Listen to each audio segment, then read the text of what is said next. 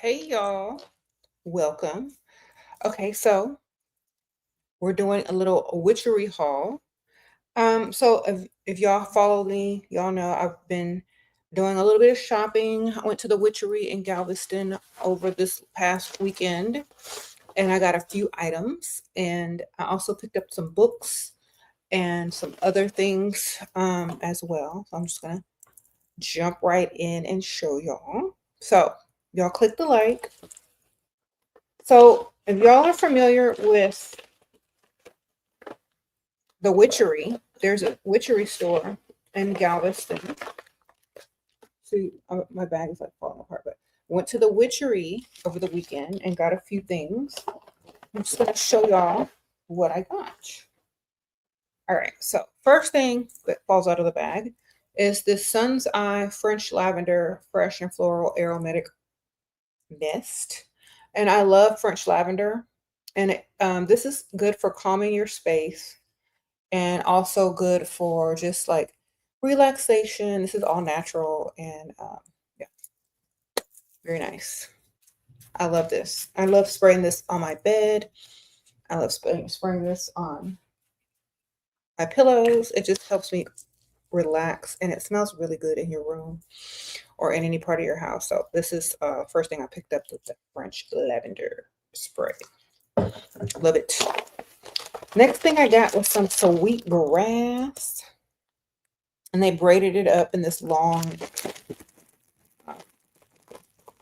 string or a stick. So this is for healing and peace. So if you like want to make your environment more peaceful or healing, just burn some sweet grass and it smells really good. So I got that. I also got more sage, and this one has some orange and some cinnamon. This is prosperity sage. So it's bound with the cinnamon and orange. And you burn that. So that's the prosperity sage that I picked up. Okay, I also got some jewelry. Sprinkle, sprinkle. Now, this is from the Witchery shop in Galveston. All the things I'm showing you. Okay, so y'all know I love mermaids. So I went to the little jewelry section of their shop and I just had to have this. Look at her. It's a mermaid sitting on top of a pearl. And this is silver. See? And then I got a necklace to match. So I got a really beautiful silver mermaid necklace. So I'll put that on later because I got these nails on. It's so pretty, right? Sprinkle, sprinkle. Okay. Thank you, ma'am. I appreciate you. Free agent girl, thank you. I'm gonna try to come over here more often, you know, when the school year starts back up. Hopefully. It gets hectic. Okay, so let's get into the books that I bought from the Witchery. And some of the books that I'm going to be showing y'all can get on Amazon as well. I'm going to link my spiritual Amazon suggestion list, which I have listed all the books that I'm about to tell y'all about on this link right here. It's also in the comments on spiritual items I recommend. It's on the in the description. So first one I picked up was The Alchemy of Stones. Okay, so this is Co-Creating with Crystals, Minerals, Gemstones for Healing and Transformation by Robert Simmons. And this is not just about crystals or stones. This is literally about the alchemy of how to use them, like, and how they used them in ancient times, so on and so forth. How like nature and everything coincides with each other. It goes into sacred geometry. It goes into like so many things. There's lots of alchemical depictions and drawings and things like that on how a lot of the stones was used in alchemy. And so since I'm really into alchemy and not just, you know, crystals and what they're good for, I like learning about how the ancients used them, what they used them for, what they compare them to, what they are synced with. in the alchemy side of things. Okay, so going to be a good reference as well as something good to read when I'm bored. They even have the copper pyramids and stones and stuff like that in there, giving you the alchemy and the science behind all of that. So there's like lots of stuff on argon, argonite devices and stuff like that. So very extensive, very interesting. I can tell that this is going to be a new favorite just by looking at some of this stuff in here that I already see. It's very interesting. So definitely glad I picked this up. So can't wait to get into that. It's heavy too. It's thick. The next book that I got, okay, so this was in the high magic section, and I just like to read about certain types of magic and see what's like the alchemy and what's written and hidden between, what's written and hidden between the lines and stuff like that. So I got the book of Abramelin, and this is the new translation. So this is basically kind of about calling spirits. This is about different types of magic. There's spells in here, magic squares and all that kind of stuff. So it goes deep into like how it was written, why it was written, da da da da. So there's a whole like magical language that's going on here, and you can see they have all this kind of stuff on there. So I'm going to get into this. They have weird spells in here that the titles of them are like, what does it mean? But I think you just have to read between the lines of what it really trying to say. This one is To Recover Treasures. And I have some of these talismans that go with this as well. They have like little talismans that you can get on different types of occult shops or whatever. They also go with this type of magic. So I bought this. I started reading it last night. I also, from another store, that's all I got from the Witchery. But okay, so there was a bookstore next door to the Witchery in Galveston. And there was an author there signing copies of his books, doing a little book signing. And I went ahead and bought one from him. This one is called Code Extinction by Reza Rajibi. And it's kind of like people are like getting uploaded into a digital world because they would rather live there than here. But this is what he told me. He says like people want to get uploaded into the digital world, but then they start dying. Okay, so then he didn't want to give me the rest. So I had to buy the book to figure out the rest and read it and see what happens. But I got the copy signed, so I'm thankful for that. But yeah, you can also get this on Amazon. It is linked in my spiritual items I suggest on Amazon.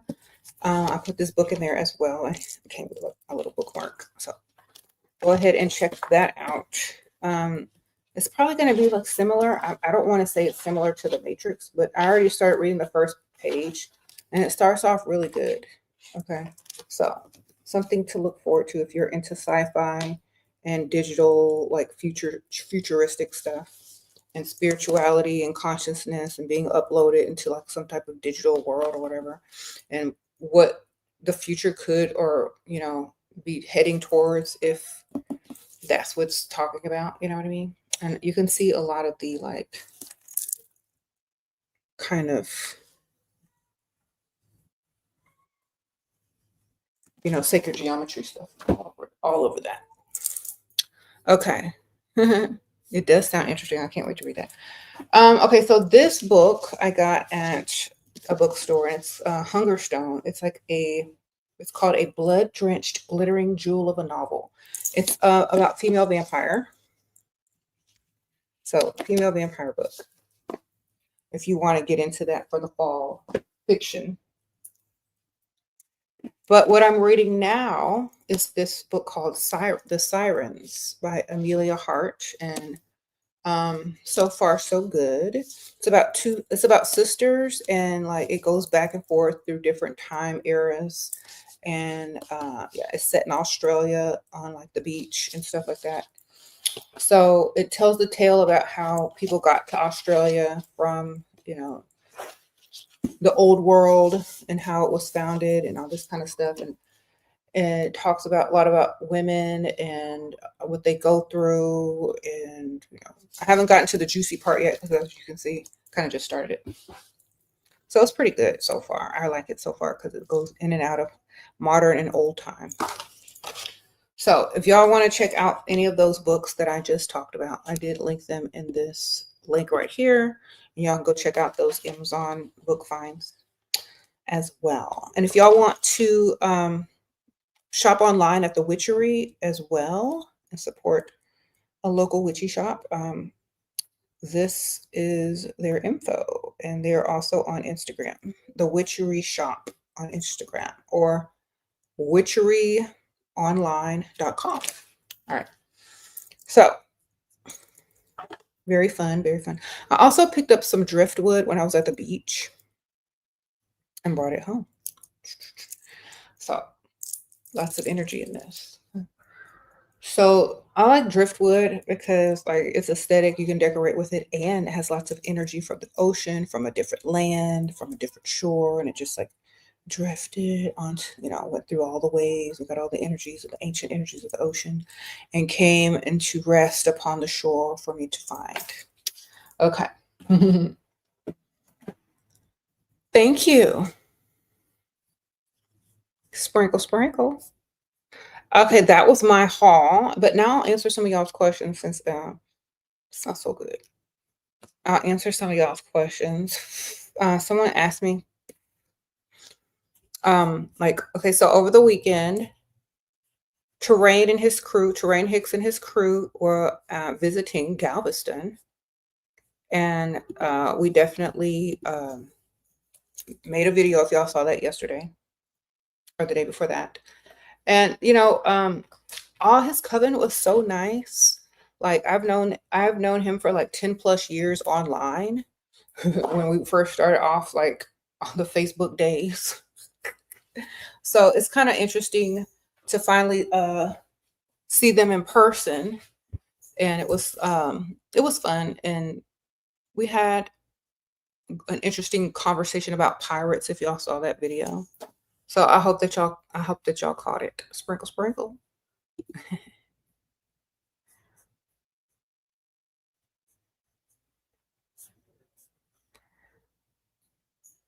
Okay. Let me read some ideas.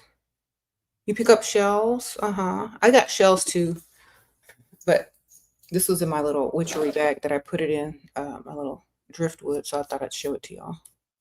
But I have so many shells.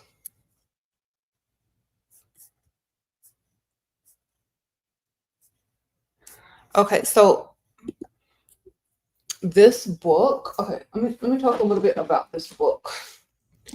The Book of Abramelin. So when you first started reading it, like I started reading the intro, all the stuff that they talk about, and they say you're not supposed to really get into this book unless you are, what do they call it? Enlightened. They said, like, if you read the intro and stuff, and all this stuff, so this book is not for someone that's not adept or enlightened. Because, okay, when a book starts off like that, okay, it means read between the lines, because you ain't gonna get it unless you understand what I'm talking about. You know what I'm saying? No symbolism, no alchemy, no all of that stuff, or else you're not gonna get it.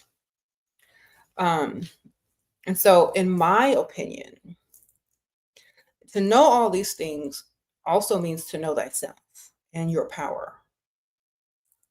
Okay, because if you don't know if you don't know that, if you don't know yourself or your power, and you start to read something like this, you shouldn't. So let's just put it that way. There you go. The Book of Abramelin. Okay. So you don't understand who you are and what you are. I don't think you should read or try to use books on that level, that high magic level. So, and I don't, if you're not an adept in the occult or the esoteric, the symbolism, the knowledge behind it, if you're not studying it, if you're not a life student of it, I don't know if you should waste your money on that. Okay. Sprinkle, sprinkle. So, yes. And a lot of people don't realize that, and they'll read it and they'll be doing too much and don't know enough. Because they say like little knowledge is dangerous. Sorry, I'll put on my lipstick.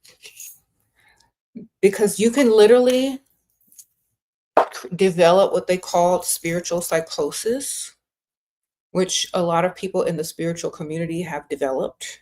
If you just be observant. So be understanding of who you are and what you are, and know thyself and understand certain things before you read certain things. That's all I can tell you. So first of all, some of the book starts off with certain information like astrology stuff, but it does warn you before you read any of that to basically be an adept and know yourself and know your power, which is very interesting, because starting something off with astrology is kind of a test. Starting a book off talking about astrology, the placements of planets and stuff, is literally a test to see if you allow that to rule over you versus you understanding your position in the multi-universe or the universe itself. Okay. So that's one of the little things that I've observed. Okay. You said it's spiritual psychosis, like a spiritual mental breakdown. I think there's so many different ways to explain it and so many different ways to have it. I think it's when it takes over your entire life and you can't see anything else and you're not grounded enough, and you take things too seriously and you don't know how to navigate and balance this reality versus spirituality. And you might harbor a lot of fear if you don't understand certain things because you didn't get enough knowledge or information, or you didn't study things and become enlightened before you studied certain things that you weren't supposed to get into until you were enlightened. I think it's that. You know what I mean? So it's going to be on a level of paranoia and all like superstitions and stuff that you can't understand, because a lot of it is metaphor and it's meant to be looked at as symbolism, metaphor, and also for you to read between the lines on it. Okay. It's going to trigger the people that aren't there yet, and the people that have no clue of what they're reading. It's not going to just make any sense at all to them, and it's just going to be gibberish.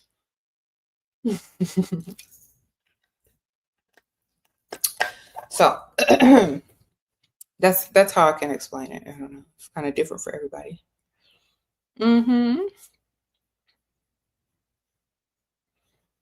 Sprinkle, sprinkle.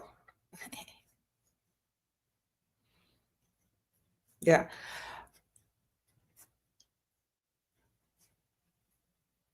Anyway.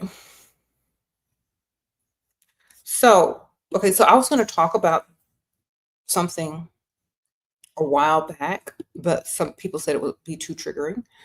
You just ordered the book. Thank you, free agent, Sprinkle Sprinkle. I'm sure you'll love it. So I was going to talk about something a while back. Maybe I should do a whole nother video on this, but yeah, I probably will. And it does have to do with death and things like that. So the next video I do, I'm going to cover that topic because a lot of people keep asking me about it.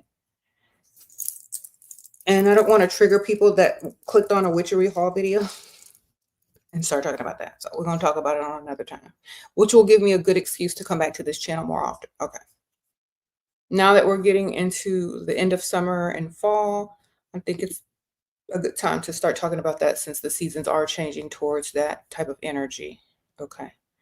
But anyway, we can talk a little bit around it, just a little bit. Also, let me show y'all. what else I got? I got a few more things. And I'll tell y'all. Oh, so I got the candle by Diptyque. Bias. Okay, I think how you say it. So this candle is it's also linked in that link that I have with like all the spiritual items on Amazon, I suggest. So this is how it looks. It's by Diptyque. And look at the color of that. I've already burned it a little bit. It smells like real rose petals, not that like fake rose scent, but like it smells like real essential rose oil. Very light and floral, and then a slight touch of berries. This is really good. Like when I burn this, it just smells like it fills the entire room. That's how potent it is. Okay. You know who I am. I know myself, but I don't know the techniques. What book teaches you to have your level of beauty at that? See, that girl, sprinkle, sprinkle, that is not the question you should be asking. Okay. So, see, some people don't understand, but I'm going to talk about that. It's not about what you're seeking. It's about why you're seeking it. Okay. So, anyway, yeah, this candle is sort of expensive, but it is well worth it. Y'all need to check it out. I'm going to light it while I'm talking. If I have a lighter up here, I don't even know if I do. But anyway, I probably don't have a lighter. I guess I'm not going to light it. So, let me tell y'all. In order, whatever you're looking for, it has to be something that's not this. It has to be just for the knowledge and the alchemy and the self-mastery alone. That is not the goal. Oh, that other stuff would come with it, of course. But you're not going to find it looking for that. All right. So you're not going to find it looking for those things. You're going to find it looking for something deeper. Okay. That just all automatically comes with it. That's just it, baby. So sprinkle, sprinkle. So a lot of y'all think, oh, magic is to gain this and gain that. No, magic is for yourself. That's number one. It's a very selfish thing. And how I know is because it's a journey of self. Alchemy is the betterment and the perfection of self. And it's an ongoing forever journey. And along the way is where you pick up all this other thing, all this other knowledge along the way. It's literally, that's why it's called the great work. Because it's not looking for this and looking for that. It is a lifelong journey of seeking what it means to literally, be who you are to the fullest. Whether that's, someone who understands how things work, someone who's good at manifesting, someone who's good at seeing in between the lines, reading between the lines, being able to see things that most people can't, picking up on certain things, understanding certain things and why things are the way they are versus reacting to things versus saying, I understand why. And some people will get mad and react to certain things. And some people will say, well, I neither agree nor disagree with it, but I understand why. So it's literally getting out of your own way and stop taking everything personally and understanding things on a deeper or higher level. You know what I mean?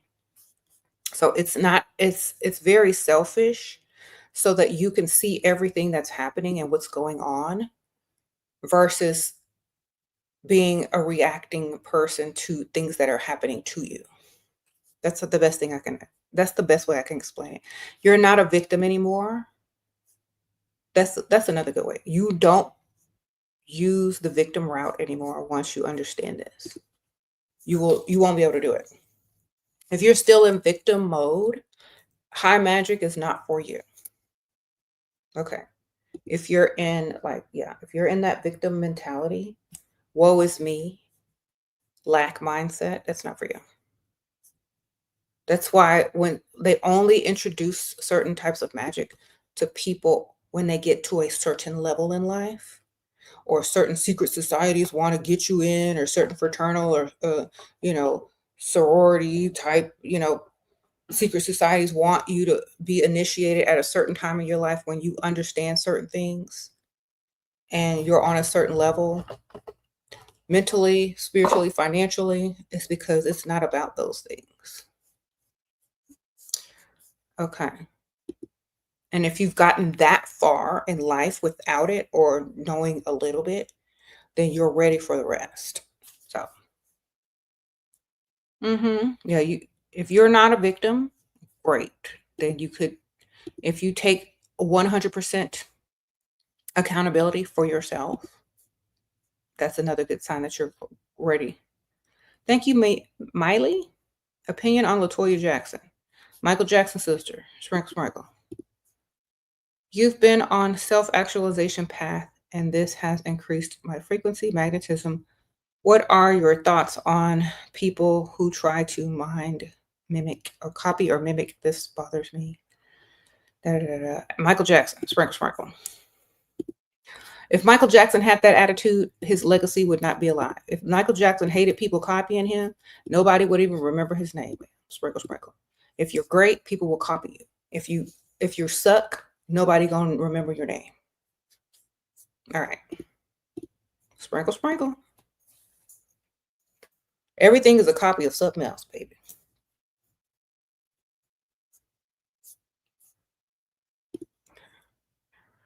And when you take too much stuff personally, you're not getting it. Okay. They copied me. Sound like a little kid. You know what I'm saying? Why do you do things? So people don't copy you? Why do you teach? So people don't remember what you say? Why do you do anything? So you can blend into the background? If people like something, they want the best form of flattery. That is the best form of flattery. Okay. He said Michael Jackson will be my answer for everything from now on. Exactly. All right. I think he has the most impersonators of all time. You know what I'm saying? Anybody can impersonate Michael Jackson in every race. You think he get mad because all these new artists and R&B artists and these pop artists be trying to sound like him? No, that was their inspo. Okay.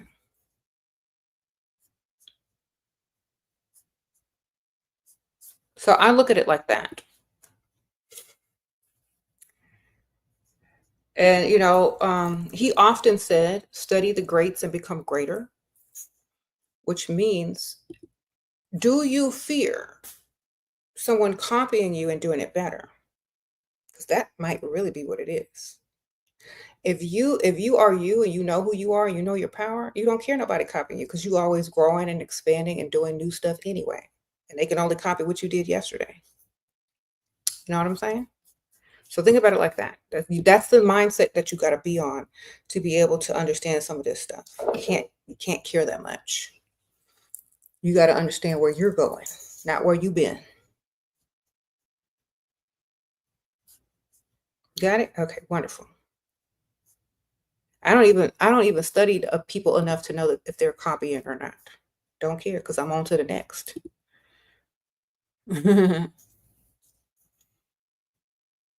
That's how you have to think.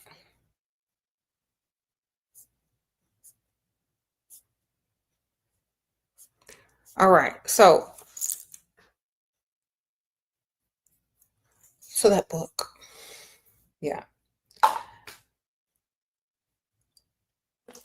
Well, I'm going to get into it in a second. Let me see what y'all are talking about. Thank you, SB Sprinkle. And you have asked you many times, what do you think about someone screwing you over in business and you didn't understand your answers? I was in victim mode. Now I see it was a blessing in disguise. Okay, free agent, Sprinkle. Yeah.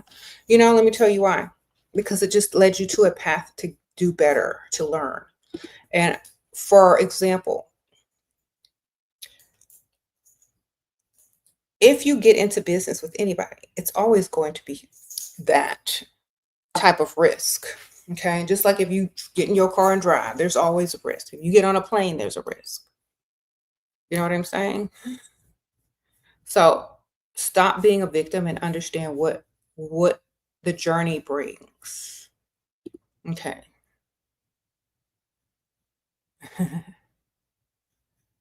Have you ordered from the what?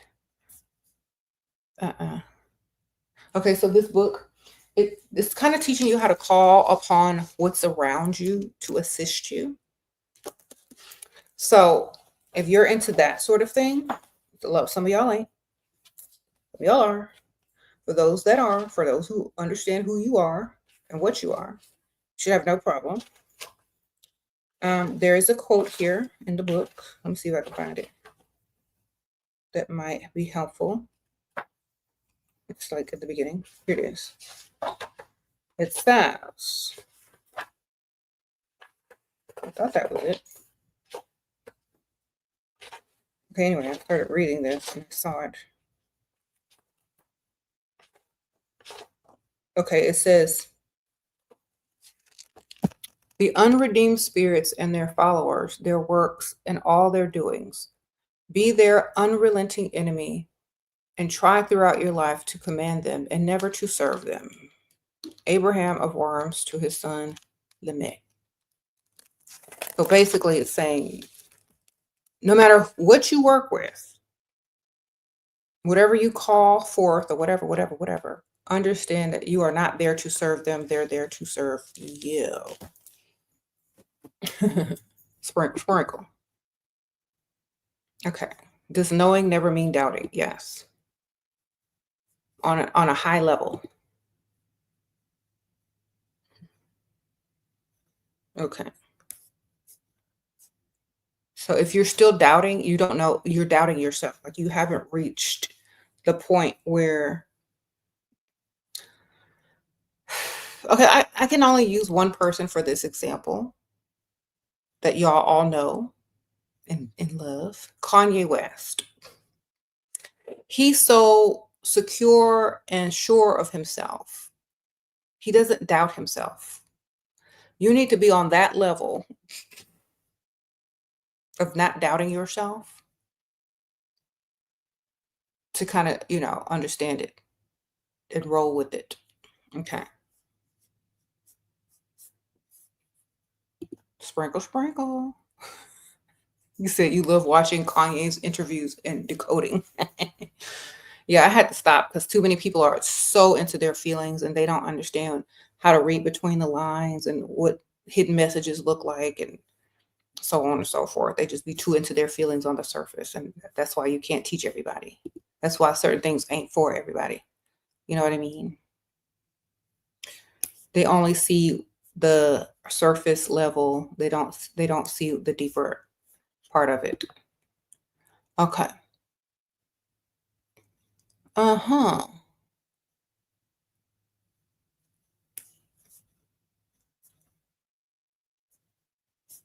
So, and another thing that y'all keep asking me that you can't really, like when you get into certain things, it's not what you believe or what you don't believe or what you worship or don't worship. It's what you know, what you understand, and how you use it. Okay? How to get on that level by letting go of everything else and using what you know like tools. Okay? So, for example, beliefs are weaknesses. Knowledge, understanding, and knowing who you are and what you are, that's one of the most powerful things, because anybody can take your beliefs and twist them in order to control you. But if you don't have certain beliefs, but you have knowledge of different belief systems and how they work and why people believe this and why people believe that and why it was implemented, you have more knowledge behind the belief system to understand how it works psychologically and as far as in the occult. Okay. How to escape, learn more. The more you learn, the less you doubt. The more you understand who you are, the less you're going to doubt it. The more synchronicities you're going to see, the more of your own power you're going to see once you stop doubting. If you keep doubting, it's because who's telling you these things? Are you listening to someone else? You know, who are you comparing yourself to? That's how you kind of you can't do that. You got to understand who you are, what you are, and why things are the way that they are. And once you understand that, it's easy. Can you explain the code in Ozzy Osbourne deck? No, sprinkle, sprinkle. That's not what the video is about. Thank you, ma'am. I appreciate it though. Sprinkle, sprinkle. People die. That's the code. All right. He was old, baby. So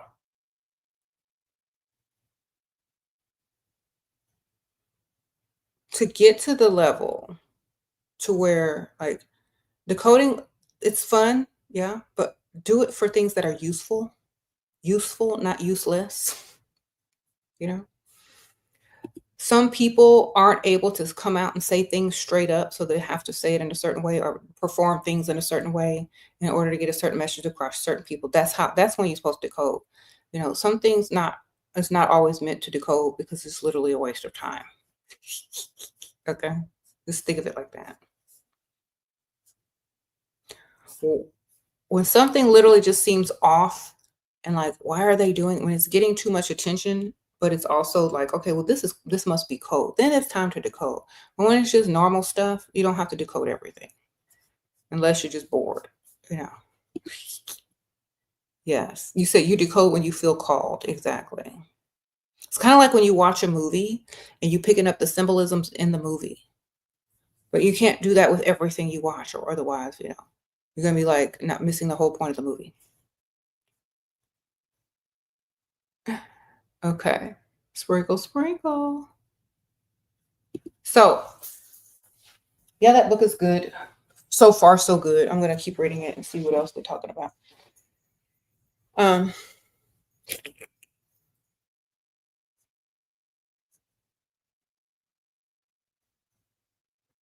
Mm-hmm.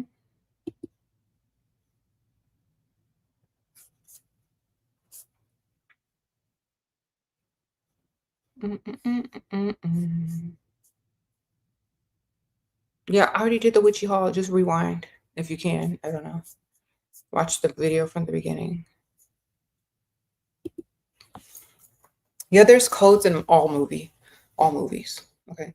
Okay, so the journey of self-discovery, alchemy, the great work, learning this, learning that. So many people were raised in religion. So many people harbor a lot of fear around spirituality or working with certain energies and stuff like that. And I think most people, first and foremost, need to get over that fear and that doubt, because that's what holds you back. Okay. That's what holds so many people back, and they can't get any further than that. It literally, that's your stopping point because you can't get past it. Once you get past a certain level of fear from what you've been taught, like in religion or as a child in religion, you know, you can start to really see why it's taught to certain people. Because if everyone was fearless and understood things on a certain level, there would not be levels to society. Okay.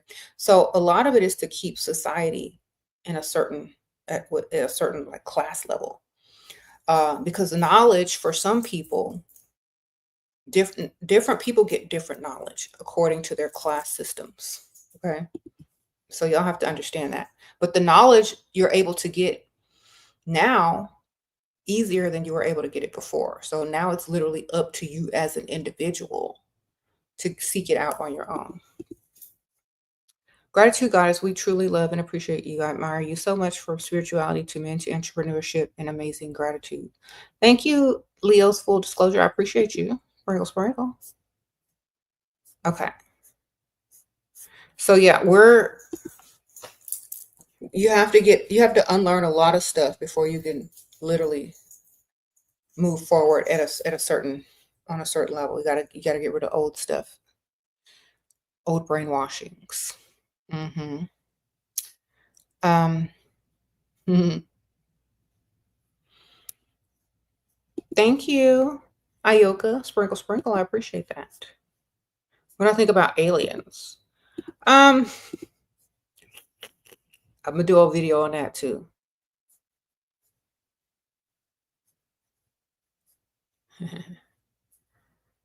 Yeah, religion is a shackle in your life. I'm sorry.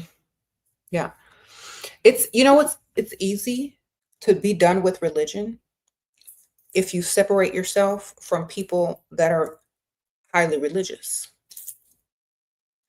So this is why when people start doing a deep study in magic or in spirituality or alchemy, they get away from a bunch of people. It's like a self journey. That's why on the tarot card with the hermit, when he's got the lantern and he's seeking knowledge, he's alone. He's a hermit for a while. He has to get away from influence and people that it will influence him back into the old brainwashed way of thinking. You have to renew yourself and understand yourself without the brainwashing of religion. Okay, you got to be literally renewed, reborn without the brainwashing of religion. And you can only do that by yourself. You can't do it with other people that are religious around you telling you this, and that. And some people, when they wake up or when they try to do, their own journey, they have people against them and saying, oh, you shouldn't do that. That's bad. That's this. Don't even tell people you're on a journey. Don't even tell them. It's none of their business. Just do your own research, read what you want to read, study what you need to study, and don't tell nobody what you're doing. Keep it quiet. All right? It's none of their business. But you're secretly studying all the things that, you need to be learning about. Okay? You say you ugly and you can't look in the mirror. You got body dysmorphia and stuff like that. Man, first world problems. Sprinkle, sprinkle. All right. Look, I'm not trying to be mean. I'm really not trying to be mean, but first world problems. That's what I tell my kids when they tell me silly stuff like that. I'm like, you have first world problems. Congratulations. All right.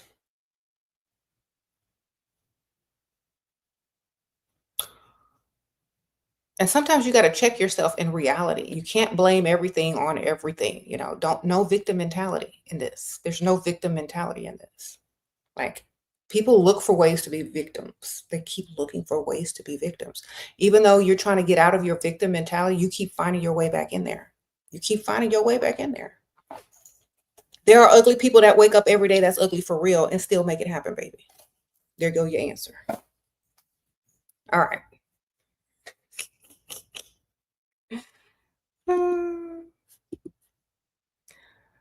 Thank you for the super sticker, Breezy. The high one, Breezy. Thank you, ma'am. Sprinkle, sprinkle. If I hear one more victim mentality, remember, that's not what you're trying to be. Yeah, people love to be the victim. The best thing to be? Not the victim.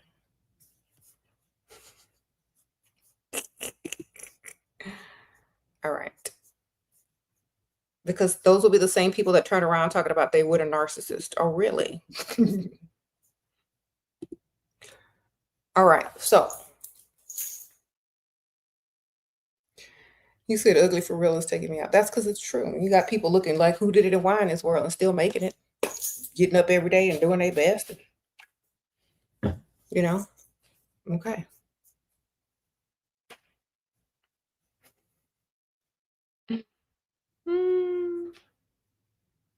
It says being angry with religion considered victim mentality. No, because you don't need to be angry at something that was put there to brainwash you. You just need to relearn things from your own perspective, from your own thoughts. Like if you're a child and something is forced upon you, you have no way to reason with it. You have no way to say, okay, well, do I really believe that? Or is this deeper? Is it metaphor? Am I supposed to believe it literally? Or is it something different? Is this coded? You don't get a chance to do that as a child. You're just told to shut up and believe something or else you're going to hell, right? So that's not really anger. It's just an understanding, why you need to learn more and beyond that. Religion is just a governing force with that doesn't need a physical presence. Thank you. Rasmelian, thank you. Sprinkle, sprinkle. Okay. It's like having a fake camera, baby. You know, to keep the people from robbing you. It's the same thing. That's my opinion. Religion is that fake camera to keep people stealing from Walmart. Okay. That's all it is. Okay.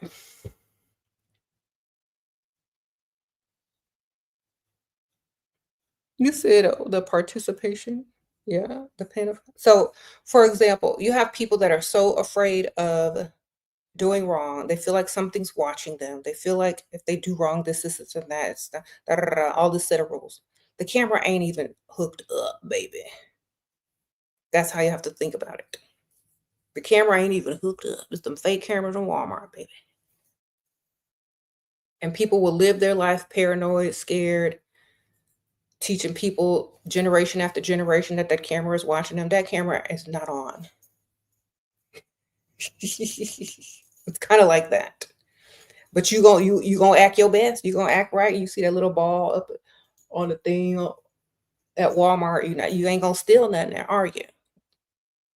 That's what it's for. Okay, that's the same thing as religion was made for.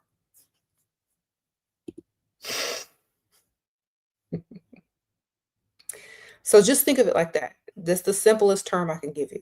It's to make you think somebody watching you, so you be on your best behavior, and you keep others in line too, because you don't want no trouble. Okay. Sprinkle, sprinkle. Some religion has a cult meaning to it because some religion has pagan and esoteric, history.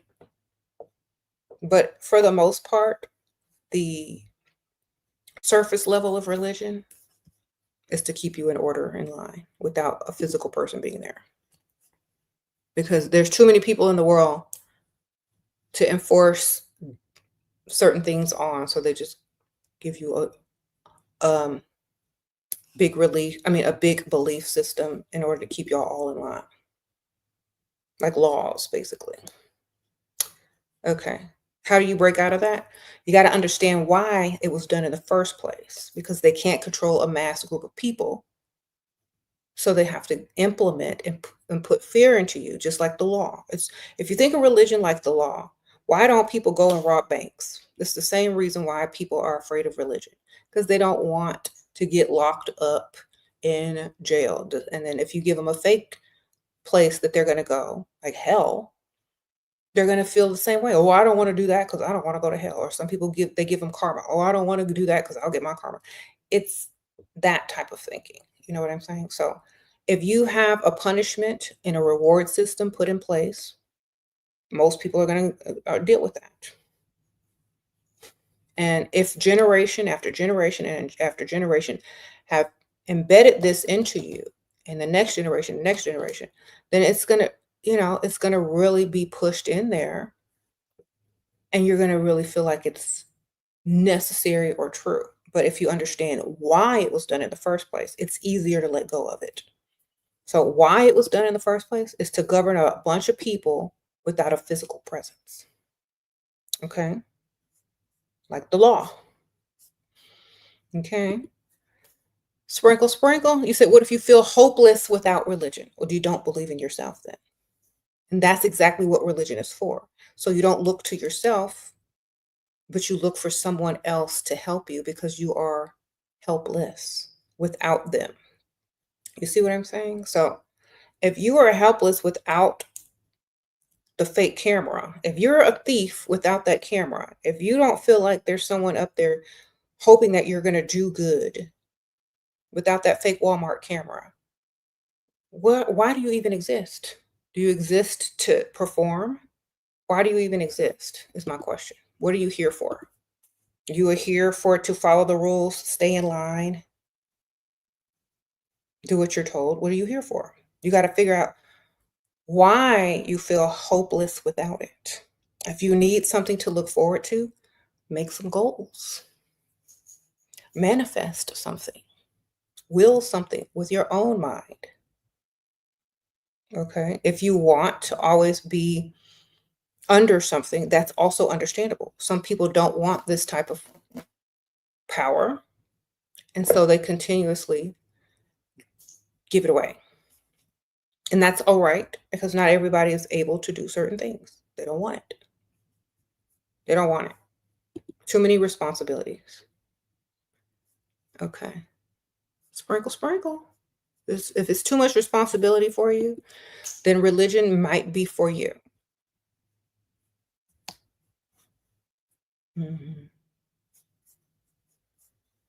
Because some people, they don't want to think about anything any deeper than that. Get up, go to work, clock in, clock out, go home, eat, see your kids, go to the park on Saturday, wake up, go to church, put your tithes and offerings, say amen, and then go back home and repeat the same thing every day.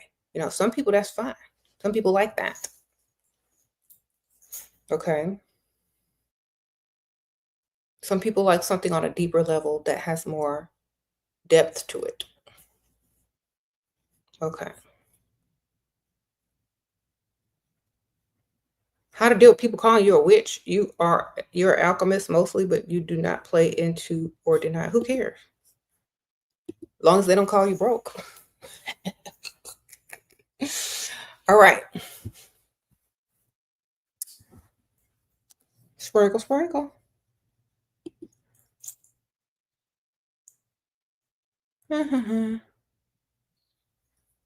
He said some people like to believe in comforting lies.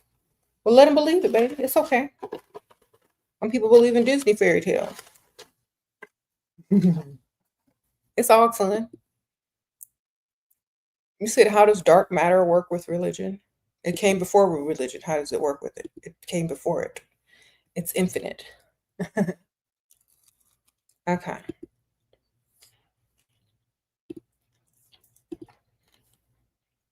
Thank you, Yoshi God. Sprinkle, sprinkle. Religion is new. It ain't old.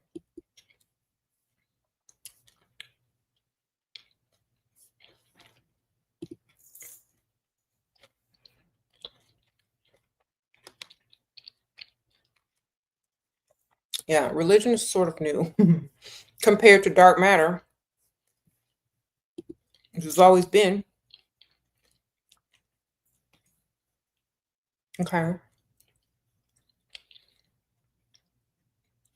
How not to feel blocked, like your manifestations aren't going away. Stop doubting yourself. If you think they block, baby. Mm-mm.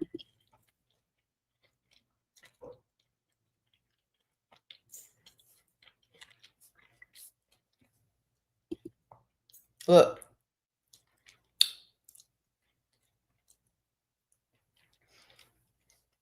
You put your bills on automatic pay. You don't worry about paying them bills because they go on automatic pay. Same thing. Same mentality. When you manifest something, be done. Stop thinking about it. Do you have any ancestor reading on your web? I don't do readings anymore. Thank you, Mindful Money Mindset. Sprinkle, sprinkle. Are you asking if I do readings? Not anymore. Okay. Do I think the world will end? Well, everybody's world end every time they die, but then they get reinvented, or depends on what they believe, where their consciousness takes them. But you like the entire world at once, all at the same time? No, I don't believe in nothing like that. Okay.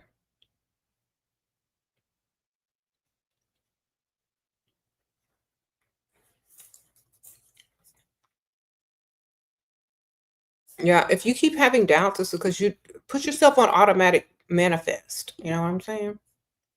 Yeah, and then you won't worry about it. How to get out of scarcity mindset, even though, okay, never call yourself broke, first of all. That's number one. Never call yourself that. Never. Never down talk yourself. Start there. See the future, or see what you want instead of what you're currently at that you don't want to be at. Start, like, use different language. Like, for example, I was using this language this past weekend.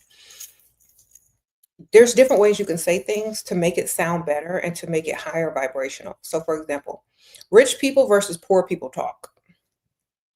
All right, well, this weekend I'm going to the beach. I got me an Airbnb. Okay, that sounds nice. But imagine if you had said it like this. Oh, this this weekend we're going on holiday to the island.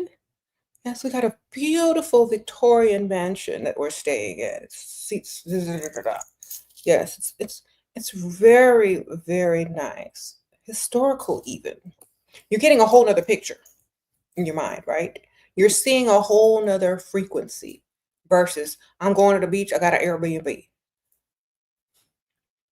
I'm going on a holiday getaway to the coast this weekend. We're staying in a beautiful Victorian mansion right on the water. How you explain things, how you word things is how you're going to see them. And your mind's eye will envision exactly what you're saying. So if you say you're broke, you seeing yourself as broke. If you say that, you know what? I am I am prosperous. I have all this money coming to me. I am very abundant, because abundance and prosperity doesn't always mean money. It means everything. And that money is the side effect to it. Because y'all keep missing the whole point. Money is a side effect to your abundance. It comes automatically. It's a side effect, right? So you're focused too much on the money instead of the prosperity, how it feels to be prosperous. What do you have a lot of? What are you abundant in? Start feeling that. Do you have a lot of knowledge? Do you have a lot of wisdom? Do you have a lot of time? That's how you're going to get your money. What you got a lot of, you got to transmute it into cash, baby. You got a lot of ideas. You have a lot of words. Are you in someone's comments writing a book when you could be publishing, self-publishing, writing your own book?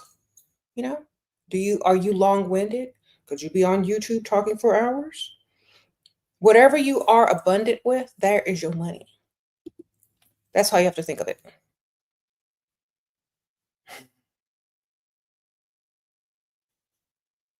All right.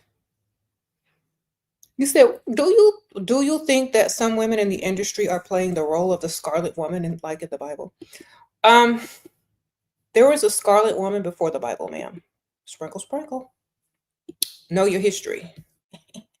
You see, a lot of people don't realize that archetypes don't start with religion. They start way before that. So go way back. Go find the source of so many things. Okay. Go find the source and the meaning. You said sparing no feelings. Yeah, go find the source and the meanings of things. Religion is used to control and to put fear. But they do give you, a chance to read between the lines, to go back and look for the truth. So I'm not going to say that. They do include that there's something much more ancient and older that you need to be looking for. Okay.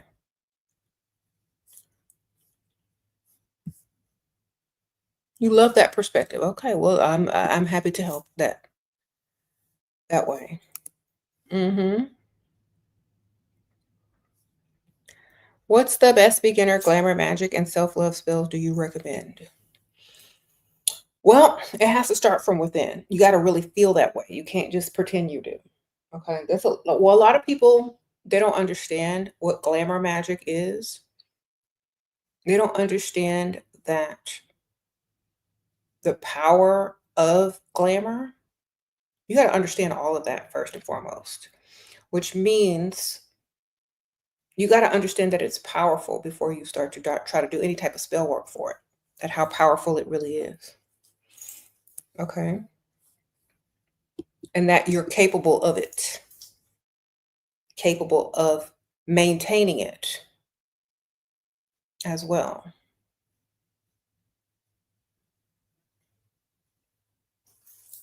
And once you're able to know that you're capable of maintaining it and to keeping it going, that is glamour magic. Once you decide that's what you want. Best books for incantations and sigils. I don't know, ma'am. Sprinkle. Yoshi, I don't know, but look on this list right here. And I'm sure that there is a book in there that I've recommended on one of my previous videos. This Amazon list has all the books that I've ever spoken about on this channel, or most of them anyway. And you just scroll through until you see one that talks about that, or just look it up. Do you think psychic readings push your blessings? No. I think psychic readings, honestly, I think if they're not already what you're thinking, the psychic is not in tune with you anyway. That's number one. Y'all aren't on the same frequency or the mind frequency.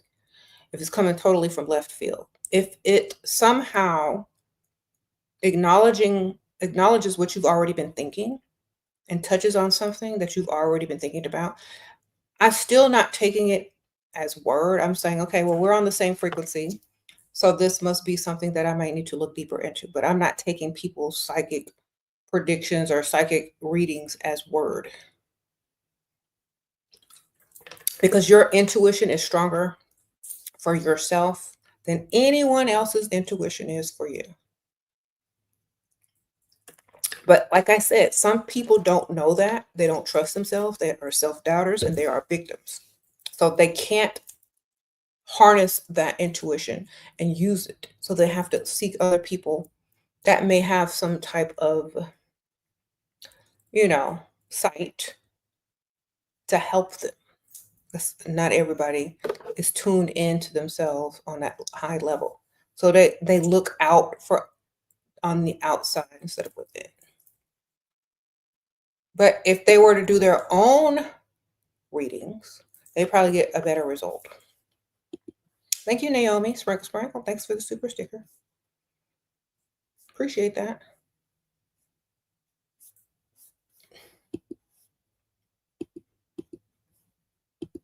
Some people can't get out of the fear of religion.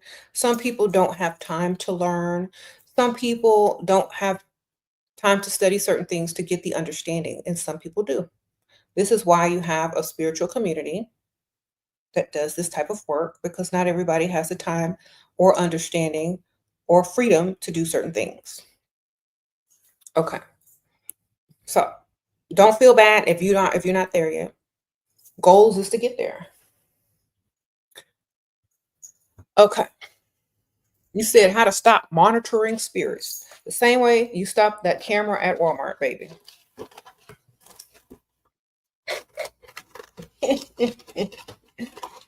Look, the camera up there at Walmart, it's gonna be there whether it's on or off. Do what you're gonna do. Period. Sprinkle. Who cares? You know what I'm saying? Be bold with whatever you're doing. What they gonna do?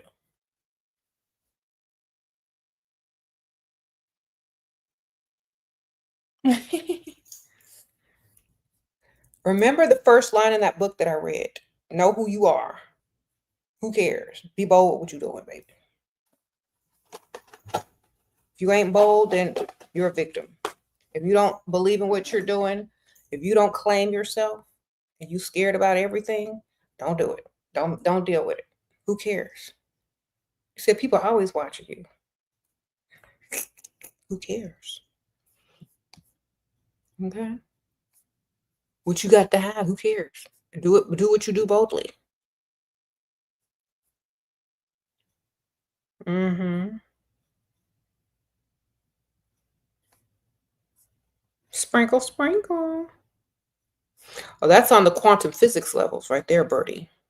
That's when spirituality meets quantum physics. That's going super deep. We haven't talked about that in quite a while. Yeah.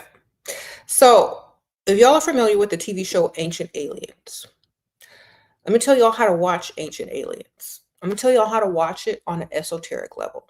Okay. When you watch Ancient Aliens, they're going to show certain pictures or videos of certain things when they're talking about certain things. Pay close attention. That's all I can tell you. You were talking about Saturn and all this kind of stuff. Pay close attention when they talk about certain types of energy, spiritual beings, and things like that. Pay attention to what they show. A lot of times they're showing the rings of Saturn when they talk about certain types of energies that transform and all this kind of stuff. Basically, you'll see. Just watch. Can you be enlightened in some areas yet not in others? Yeah, because if you're studying something, you're going to know more about that than you know about things that you're not studying. But if you study alchemy in general, you're going to be able to understand things that you're not, super, knowledgeable about. You'll still be able to understand it to a degree versus not knowing certain things at all. But yeah, people have their own specialties. Mhm. People got their own specialties. Like I don't dive too deep into astrology because it's very limiting. And some people do because they like to be ruled by astrology, by the planets, by the energies of the planets, by and in the ancient days they used to call the planets the gods. So when you think about it like that, a lot of times people who are too into astrology and the placements of the planets and the ruling this and the ruling that, they're still in some form or fashion under the control of that solar system. But if you're beyond the solar system, you're beyond that universe, if you're beyond that galaxy, blah, blah, blah, how can something in a solar system that's so small compared to the rest of the universe or multiverse rule you if you are infinite being? You know what I'm saying? So that's another thing. Okay. It's a great way to explain certain things and see it reflected in certain areas in order to also control. But it's also, you got to look at it from a higher perspective as well. You got to be able to see it from different angles and not believe in it, but just understand what it's there for.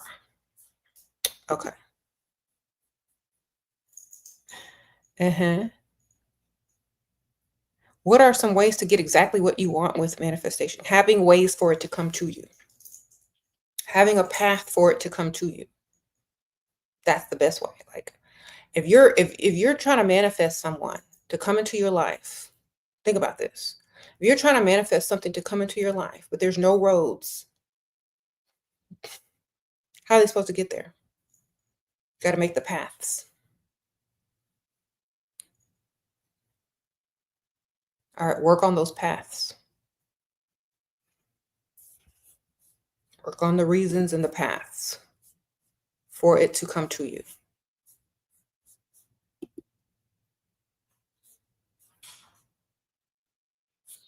Okay.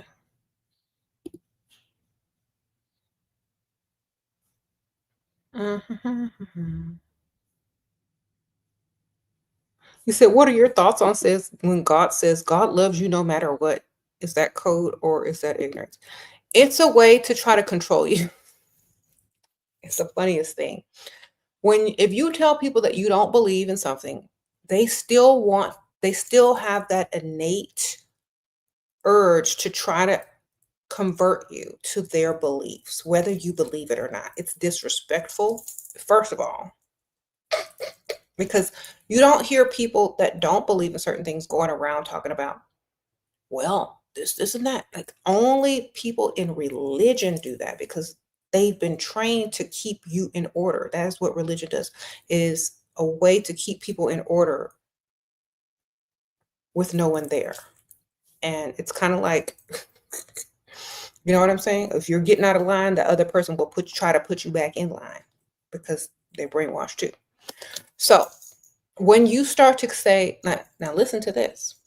As soon as you start to say God is something else, even though you can say you believe in God, but if you describe God as something else, they're still going to get mad. Because if it's not their God, it's not right. Which exactly shows you what religion is. It's control. Even the people that try to make it seem like it's not, they always want you to be under some type of control. So a lot of people will say, well, do you believe in God? I say, well, if God was a woman, I might. They don't like that. So that's to show you that there's a lot of control and patriarchy there. So like I'll play with people. I'm like, do you believe in God? They'll be like, do you believe in God? Do you believe in this? I was like, well, if God's a woman, I might. They don't want to hear that.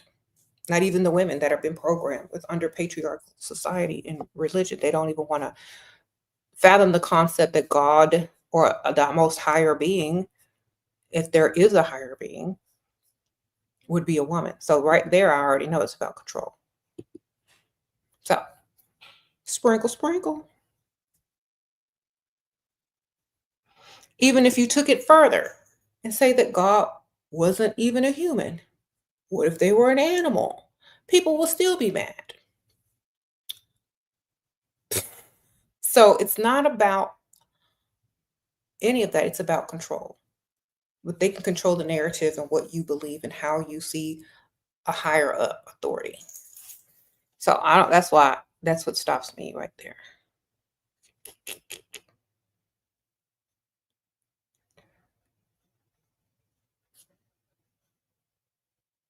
You say you see people escaping religious cults and they still say God loves me so that they not have fully escaped.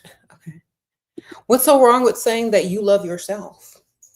You're the only one that's going to look out for you and possibly your mom the most. You and your mother care about you the most. You, your mother, and your father care about you the most in this whole world. Not Invisible's turned off camera at Walmart. Okay. Sprinkle, sprinkle. Yes, exactly. That's why I'm saying you.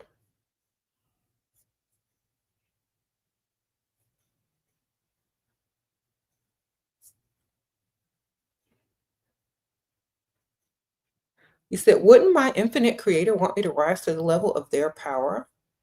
Yeah, your mother. Sprinkle, sprinkle. You're supposed to be better than your mama. Supposed to be better than your father. So level up and do better. All right.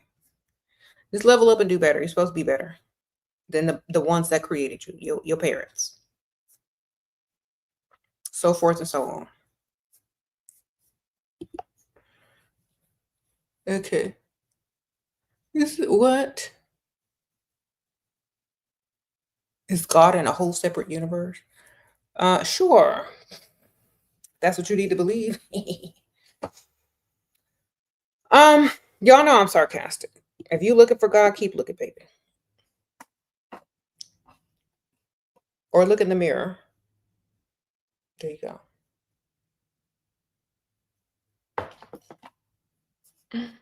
Mm-hmm. How to believe things are going to be great when everything seems like they're not working out because you keep overthinking. Y'all are overthinking too much. Y'all keep overthinking. Y'all overthink too much.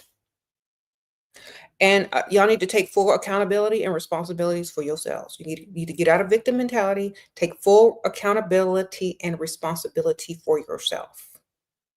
That means your emotions, your reactions, the people you deal with. You're talking about how can you manifest something to go right when everything seems to be going wrong. Get them people out your life. Get the brokenness out your life. Get the broke people out your life. Get the people that start mess out of your life. Stop hanging around people that aren't in your best interest. Okay? Stop spending money that you ain't got. It's very simple. You have to take accountability for yourself and the people you allow in your life. That's what's making it messed up. Some people will do anything but get rid of the problem. Now, y'all know that half of y'all's problem are different people. Y'all know it. Get rid of them. There goes the problem. They no longer exist.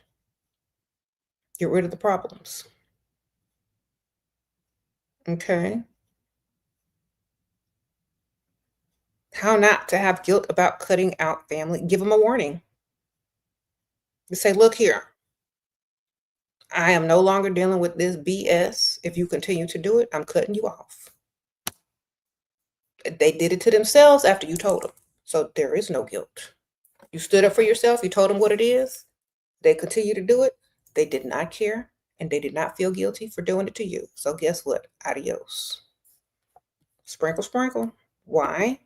Because if they're going to cause your turmoil, your grief, your worry, your stress, and you keep allowing it, now it's your fault. And now you got to take responsibility and accountability for allowing people to treat you that way. It's the same thing. Give them a warning. Tell them you ain't dealing with it no more. If they continue to do it, they mean to do it. And so you are able to cut them off guilt-free because you told them and you warned them. Just like they do when y'all don't pay them light bills. They say, look, here go the bill. If you don't feel like paying it, we're going to give you a couple of months. Then we're turning that stuff off. Unapologetically. If the light company can do it, so can you. Okay? You gave them warnings. They didn't listen. Adios. Okay? And there ain't nothing they could say about it either because you told them. Okay. You said, what do you do if you feel guilty about setting boundaries? Then you live for other people and not yourself. And you can't be in your goddess or godhood if you live for other people and not yourself, baby. You might as well just lay on down, be a doormat. How do you feel about dowsing rods? Interesting, and I feel like they work with your body's intuition and your mind's connection to the earth and to the cosmos as well. You have an inner guide. So I think they're kind of, some of them are legit depending on how you're using them. Okay. Depending on how you're using them. So yeah. You feel guilty by doing certain things because you've been programmed to feel guilty about it. You got to unprogram yourself to be great.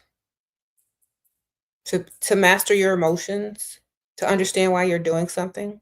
If you're going to sit there and say, I want to manifest things, but then you're surrounded by negativity and people that are doubting you and making you doubt yourself, you ain't never going to be a good manifester.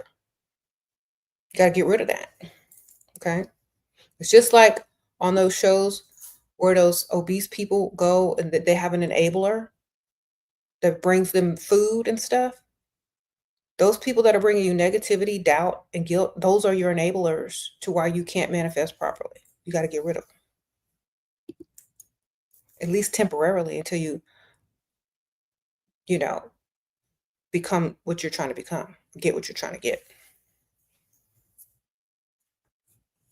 Or you got to spend less time with them. You got to distance yourself. Okay? It's kind of harsh saying get rid of them. Just distance yourself.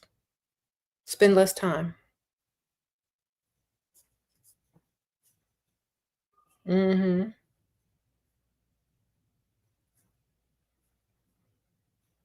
You see.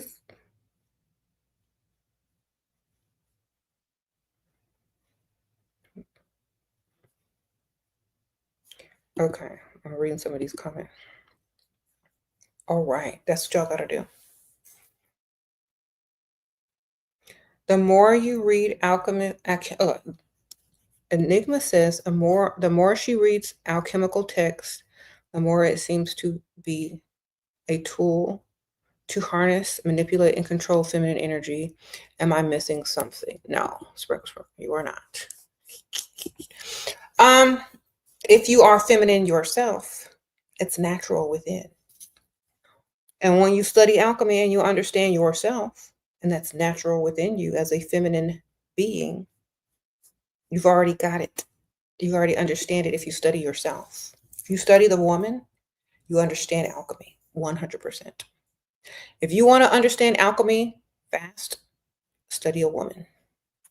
Study her anatomy. Study her mentality. Study what she does. Study her science. And you'll understand alchemy with no problem. Period. You'll see the reflections in everything. Earth, the cosmos.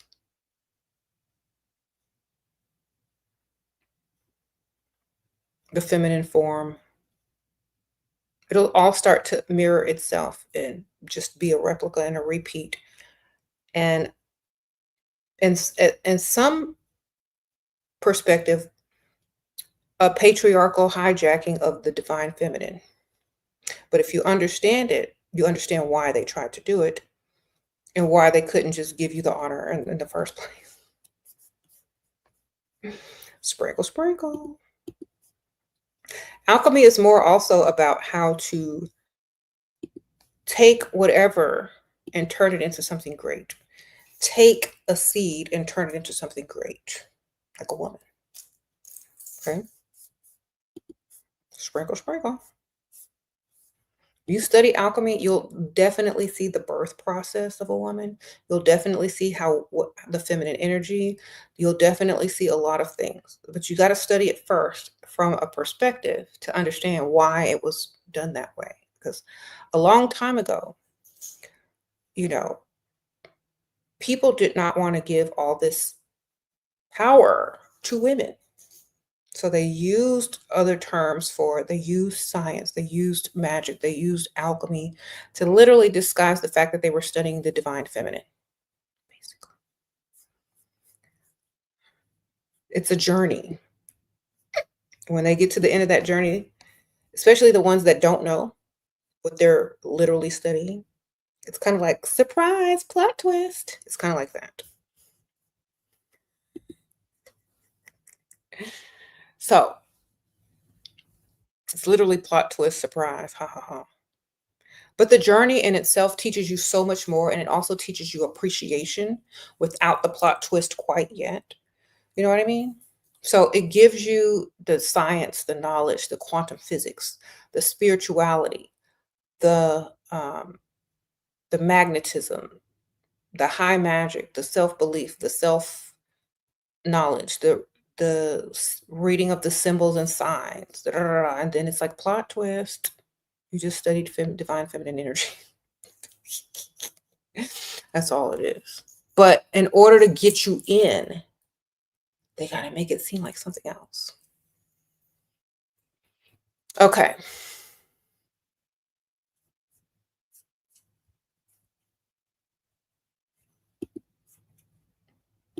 You said the ninth gate. Exactly. The ninth gate, the Da Vinci Code, all of that. Same thing.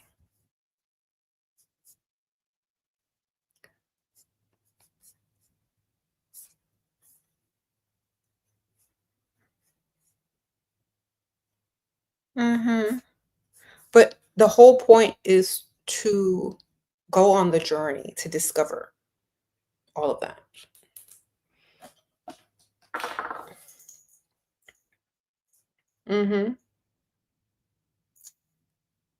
More on how we are God and the devil. Okay. You have free will. That's how. You could do right or you can do wrong. It's up to you. Sprinkle, sprinkle. You can do right or you can do wrong. It's up to you. You got free will.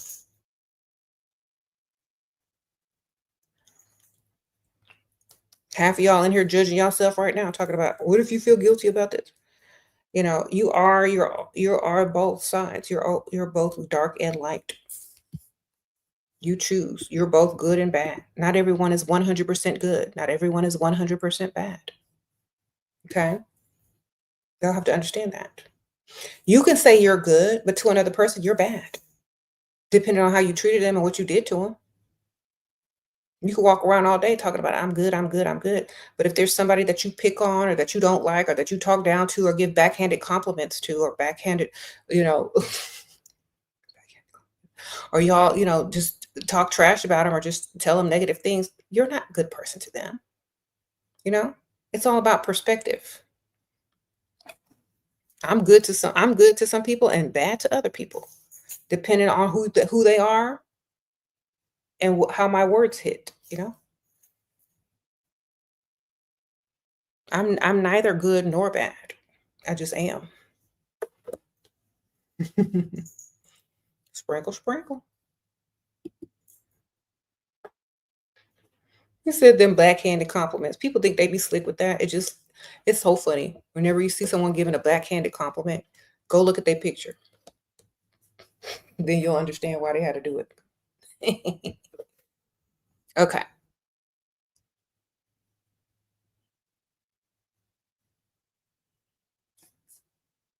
You think the best way to work with the deity or skip the middleman and just work with the dark matter itself? You don't ever need a middleman unless you think you do. You know what I'm saying? Know thyself, know what you can do, know what you're capable of. You don't ever need nothing but yourself. Now, the art. Now, let's talk about the art. The art of magic also teaches, you know, like when you see old people like sitting around a knitting circle, knitting, the knitting within itself is teaching something. It's giving some type of knowledge and information, like how things weave in and out of each other, how everything is connected. It's the art and the craft of understanding how everything all works together. So when people practice the art of magic or they practice alchemy or they do all of this, it is the great work that's also showing you metaphor in the physical form of what it is you're also learning from within. As above, so below, as within, so without. So wax on, wax off, baby. And Karate Kid, wax on, wax off. He thought he was literally washing cars for free. He was getting all mad. His emotions were getting out of control. He's like, you're not teaching me anything, Mr. Miyagi.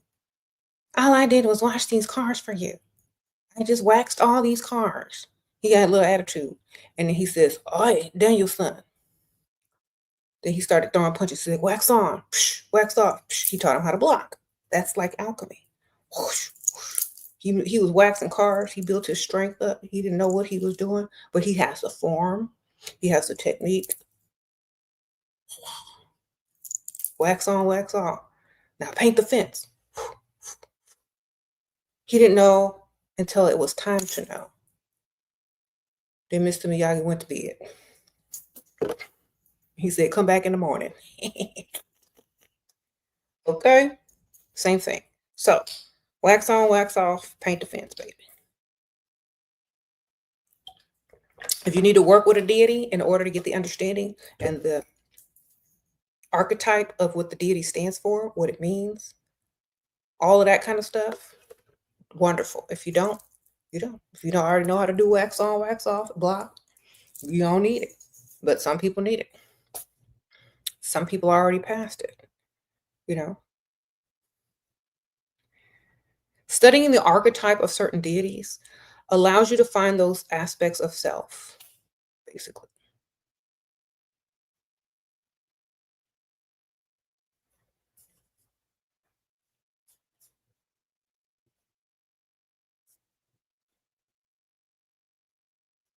Do I personally believe in God? If God's a woman, people keep asking me that question. Sure, why not if she's a woman?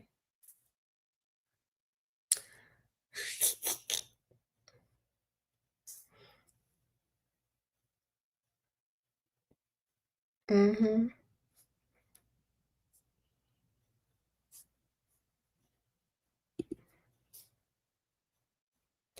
Okay. It's all tools in the toolbox. Find and use what you need to develop yourself. Exactly.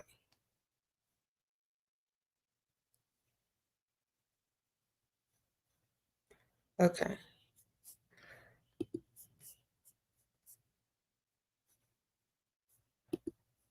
More about the energies of the fall time.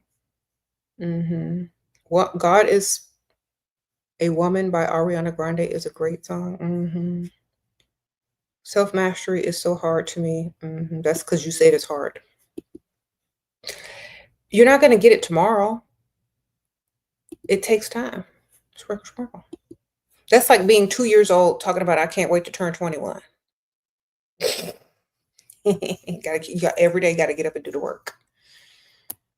All right. It's an ongoing thing. It's like putting on lotion every day. You just got to do it. If you get ashy, you got to keep putting on lotion. Your skin is never going to be 100% the way it's supposed to be without you keep working on it. Skincare, all this stuff about skincare. What's your skincare routine? What's your skincare routine? Everyday consistency, get up and do it.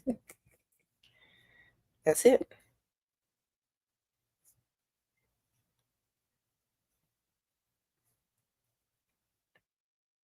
Can't give up. Sprinkle, sprinkle. All right. Just like Magic by, oh yeah, I already read that. That's a good song too. You was reading that before the idea of God was the same class as magic, like elves, fairies, etc. But the church started to teach that God was different kind of truth. You're Hispanic, so it's very okay. Yeah. Yeah, it's all the same. It's all mysterious creatures that you can't see. So unless you're on some psychedelics, good luck. All right, wonderful. Yeah, they did get mad when Ariana said that God was a woman, but I'm glad she made that song. I also like that song by Doja Cat, Woman. Very good. The song called Woman by Doja Cat. Love that. And you know what's so funny? Years and years ago on this channel, people were asking me like when Lizzo, had first gotten really, really super popular and she was on the cover of a magazine in like the goddess like or Mother Mary like type costume or like clothing. People were like, "What do you think about Lizzo? And why do you think?" And I was like, "I think Lizzo is like a goddess type figure, and her confidence exudes to a certain level on stage and off, unapologetically being who she is in her natural form, loving herself to the fullest on every plane of existence." And I said that like years and years ago, and I also talked so good about how like I love the song by Doja Cat, "Woman," and I love the video and I love the depictions of her. And like the messages from these women are literally taking divine feminine energy and power to the next level as far as music is concerned, as well as many other female artists, like all of them. That's on a certain level. They're doing it because they understand it. And when you embrace yourself, you know, and who you are unapologetically, other women will definitely it'll wake that up in other women as well as a reminder, you know, of who they are. And that's why a lot of people try to like quiet down or humiliate certain types of women so that other women don't get that same energy, don't get that same ideal, or self-love within themselves because it's not going to help. It's not going to be helpful to certain people, So I definitely feel like being unapologetically yourself to the highest degree as a woman or a man, doesn't even matter. That's what she's got to be. Unapologetically you. hmm You said, why do you think the divine feminine has been suppressed for so long? Because it's very dominant. Okay. It's very dominant. Like, and in order to keep things quote unquote balanced, the less that is known, you know what I mean? So some people don't want that to be known on a grand scale because the world would literally be turned upside down. Okay. Even like in religion, even in the Catholic religion, they have the Hail Mary prayer. Now, Catholic is going to be one of the closest religions that there is to the occult. It's very occult-like. One of them, yes. When they say the Hail Mary prayer, it's all about women. It says, "Blessed art thou amongst women." So when you surround yourself with women, blessed art thou amongst women. When you surround yourself with women and divine feminine energy, you're surrounding yourself with fertility, abundance, intuition, knowledge, power, and all of those types of things. So when they say, when you surround yourself with divine feminine energy, blessed art thou amongst women. Blessed is the fruit of thy womb. That is the child that comes out of a woman. Humanity, because of women. All right. So when you understand, when you're reciting some prayers that a priest told you to recite because you stole a piece of gum, but you don't understand what it really means, that's what it means. Okay. Yes, women do multiply. So therefore, if you put yourself, like, you'll see some great examples of this in music, in songs, in videos, so just understand that.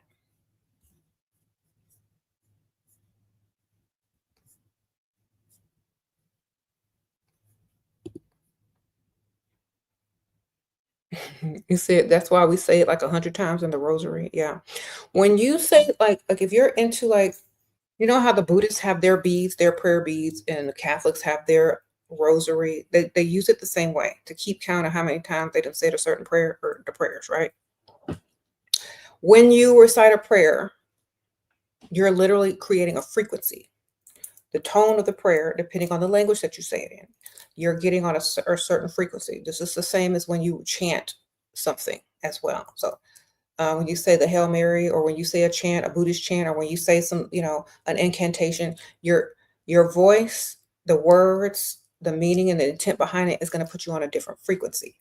So if you don't understand what you're saying, the frequency ain't even going to be the same.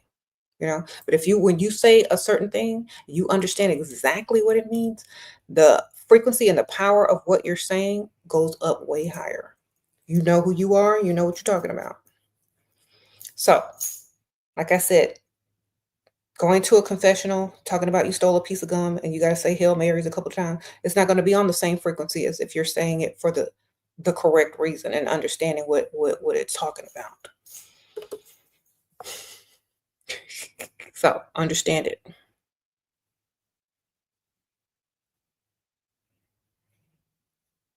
Mm-hmm. You said, how do you charge or enchant or say, like, your skincare or lip gloss in your mirror? What tools do you need, if any? Your voice is the best tool you got, baby. Your voice. Maybe some type of music that you like. Maybe choose a song that talks about, beauty. It just depends on how it makes you feel as well. And you can also charge your water and drink it as well. Like, I'm always drinking water. You can literally charge water with your intent, with certain manifestations, with certain words, with certain frequencies. Keep your water and speak into your water. Talk about your water.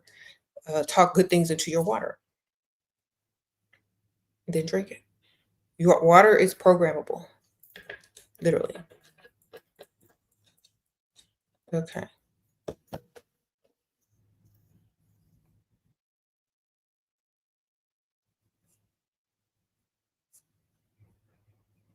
Mm-hmm. Like when you go into deep trance and chanting for a long time, your body starts to buzz because the voice has literally infiltrated every cell of your body from chanting so many times. It's kind of like the wall of Jericho, if y'all are familiar with the Bible, and they walked around it and charged up that frequency. And then when they blasted their trumpets, it burst because it was vibrating on a molecular level. It's quantum physics or physics.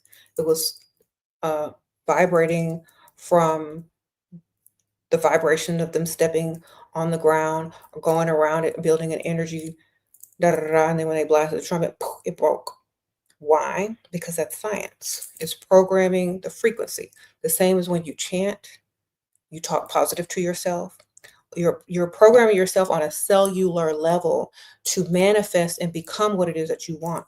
If you're continuously talking down about yourself, being a victim of yourself, and you keep talking about it, that's why it keeps happening, because you're programming your very cell, your brain, your mind, every part of your organ, all the cells in your organs in your body, they're listening to you.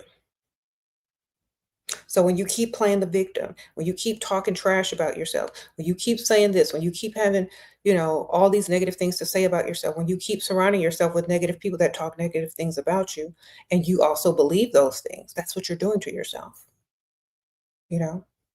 But if you program them differently, if you speak highly of yourself, if you know who you are, you know your power, you talk good things about yourself, you da, da, da, da, that's what's going to happen. And you're going to start to look like that as well. Yes, your word is most powerful. Thank you. Okay, Shayla, sprinkle, sprinkle. Thank you, ma'am. Appreciate that. So keep understanding that. Okay. Attention, attention is not worth more than what you can speak into yourself. So understand that. Advice for feeling guilty. I don't feel guilt, ma'am, of things that aren't my fault. I don't. I don't make other people's problems my problems, and I don't feel guilty for loving myself. That's number one. Sprinkle, sprinkle. So ask yourself those two questions.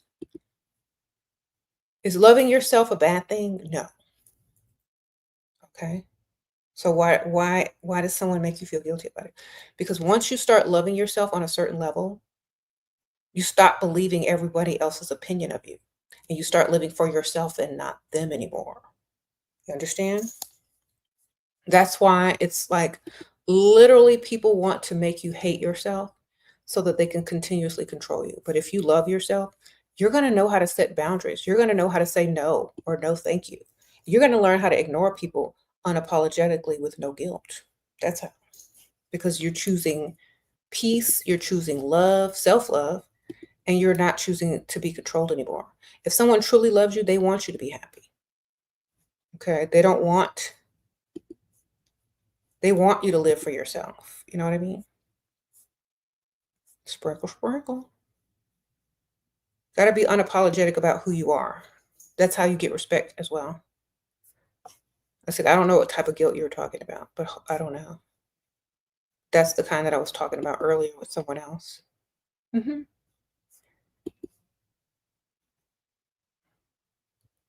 Mm-hmm. Yeah, you got to be more clear. I don't know what type of guilt you were referring to, but if it's any type of guilt behind religion, it's because it's programmed into you with the fear-based belief system. Okay. That's why there's a reward system and a punishment system. And that's why you feel guilt, because if you were brainwashed into religion and you believed the reward and the punishment, then you feel guilty because religion is a method of control without a physical presence. Okay, there you go.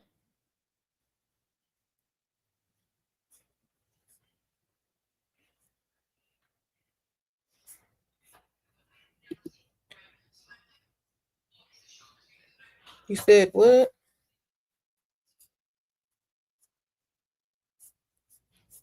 Now, some people will argue up and down with you and they'll get into religious arguments. I don't care. You can believe what you want. I really don't care. I'm not here to disprove it. I'm not here to say this is real. I don't care. I don't care enough because I'm too busy doing what I do. You know what I'm saying? Let me tell y'all the difference. If your purpose is to represent, if your money, look, I ain't gonna say purpose. If your money revolves around proving that religion is true, make your money. Okay? Listen to me very carefully. If your money revolves around religion, get your money. I get it by all means. There are pastors and preachers up there on the pulpit that don't even believe what they're talking about. They just getting that money. Believe. Because they'll get right off that pulpit and go open this book up right here. Go meet with their fellow others and discuss occult magic and all that good stuff. But if that's where their money's coming from, they're not gonna dismiss it. You can literally run a whole church, you can run a whole business, you can sell books on religion and get paid from religion and not even believe in it. Okay? So when I tell y'all, if your money comes from religion, that's how you earn your living. I'm not here to disprove that. I'm not here to tell you this. I'm to get your money too. Because I guarantee you, if I'm ever a widow and a mega pastor from a mega church come up to me and propose, I'm going to be the first lady racking in millions, talking about, yes, amen. But you'll know who I really am. So do you understand? Just like some people,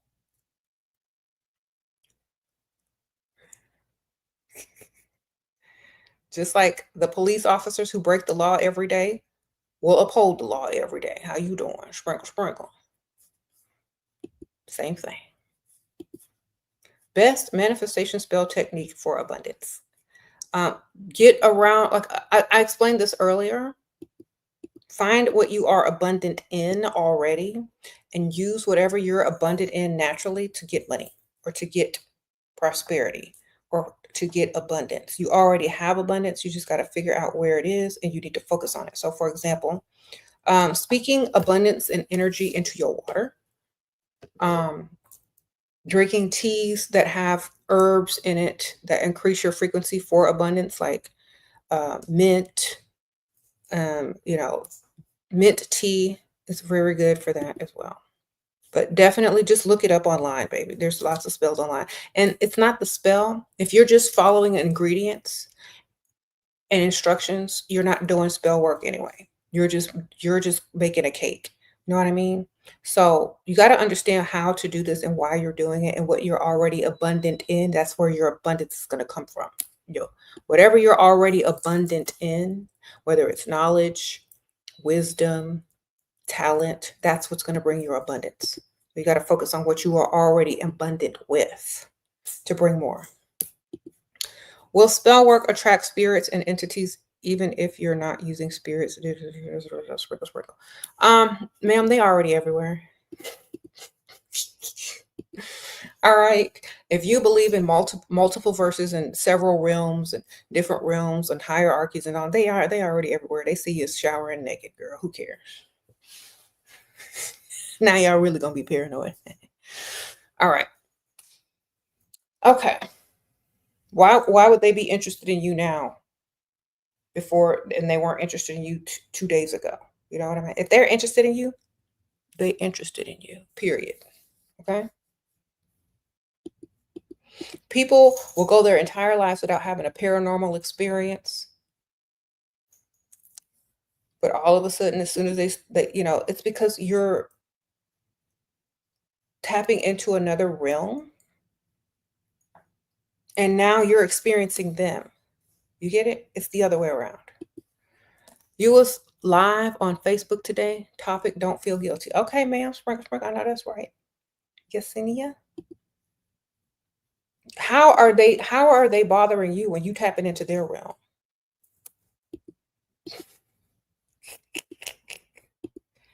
Okay. Think about it.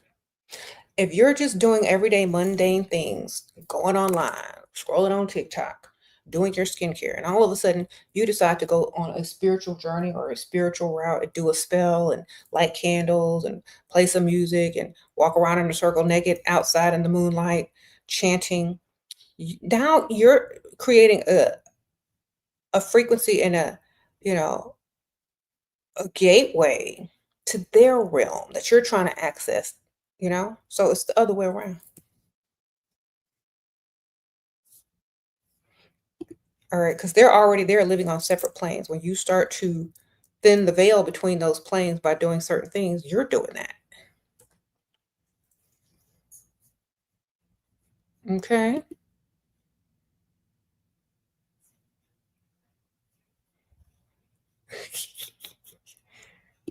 But if you know who you are, they're not going to bother you. They understand who you are, they're not going to bother you. If you don't understand who you are, of course they can mess with you all day. Why wouldn't they? Because what fun is it if you what fun is it if you don't know and they can mess with you, you know? All right.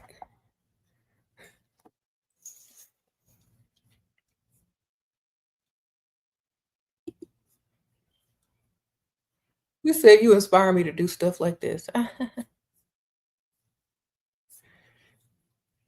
It's kind of like this. Look, I have to use terms that y'all understand. It's kind of like they don't know who you are. Let's say you're in disguise. Let's say they don't know who you are, basically, but you know who you are. You're an all powerful, commanding being, right?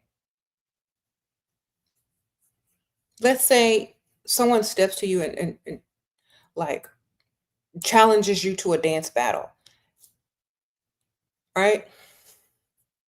But you're really Michael Jackson in disguise, so you can walk through the mall. They don't know what they don't know who you are, but you know who you are. You know what I'm saying?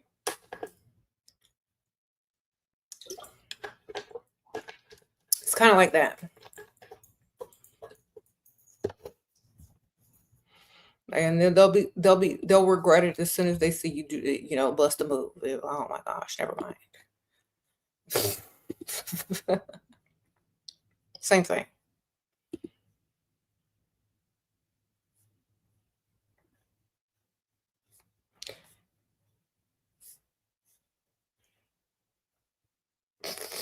You're like, oh my gosh, never mind.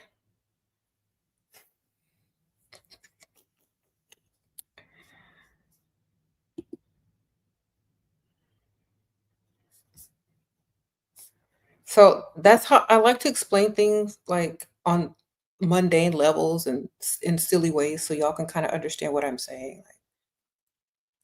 Things don't bother you if you know who you are because, you know, knowing who you are also means knowing what you're capable of and what you can do and all this and that. But if you don't know what you're capable of, if you don't know who you are, a lot of people will try to mess with you. So for example, sometimes people will try to bully you, right? And they'll try to down talk you. But if you don't care about what they think or what they say because they're not paying on your bills and they can just quickly read you and dismiss you and send you on your way, you're not going to mess with them anymore. You know what I mean? Because they're not the one, they're not the victims. So, kind of like how I read them dusties on my other channel. I mean, they step up to get beat down. You know what I'm saying?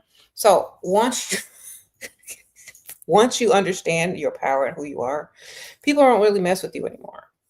Same thing with anything like that. They yield to you, honestly. Do I think exorcisms are real? Somebody tried to give me an exorcism one time.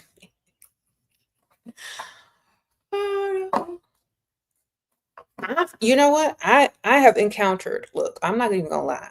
I have encountered people that I really thought were possessed. I'm not even joking. I have encountered And not all the time, just sometimes. I have encountered people that I suspected were definitely possessed because of how a person changes, how their voice changes, and a lot of things. Like I definitely feel like people can be influenced heavily by other things. Yes. I feel that they could be. But I don't think it is something that is something to fear. I think a lot of times people don't know who they are or don't know themselves or fall victim to certain things or live in a lot of fear or deep down depression or something like that. They may be more susceptible of experiencing those things.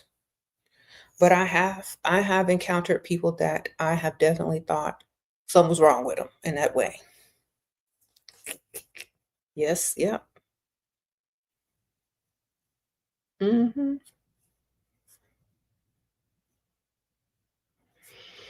And it's not in a scary way. Sometimes it's not even scary. That's the funny thing about it. It don't even be scary like on the movies. It just be like more of a suspicion than a frightening thing. Okay. It's a subtle thing. It's not like on the movie. It's very subtle. Okay. It's very subtle. That's what I can tell you.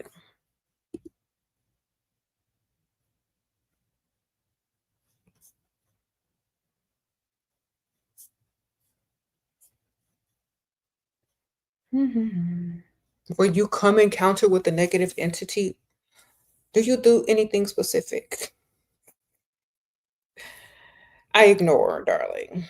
Like I do, like if they dusty, the same thing. Ignore, move it along. Like the one thing that I noticed that things that seek your attention and to stand out to you and to trigger you in some sort of way, just if they're ignored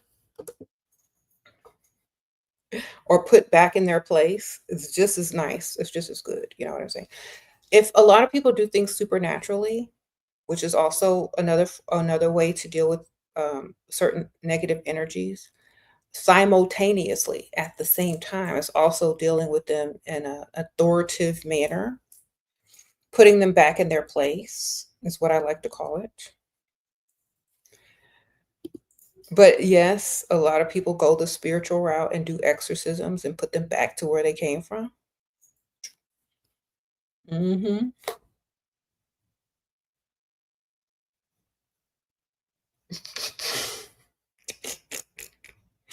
Now listen to this. Now this is gonna blow your mind. Some people may see things in black or white, but not everything is in black or white. Some things are, listen to me very carefully. Some things are created or formed to handle certain tasks that other things cannot handle. That's all that, I mean, think about this. Some things are made to do things other things cannot do. Not looking at things as good or bad. Some things cannot, some energies are there to do things that others cannot.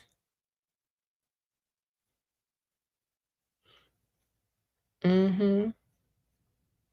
Like I was watching this show.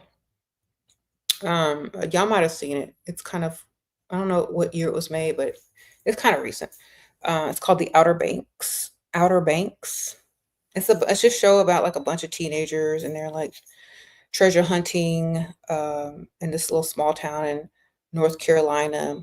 Well, anyway, well, there's this one person in their group that's very chaotic, very unpredictable, very doing things like that may mess things up, but they're the only one that can do certain things when the time comes. I think his name is JJ.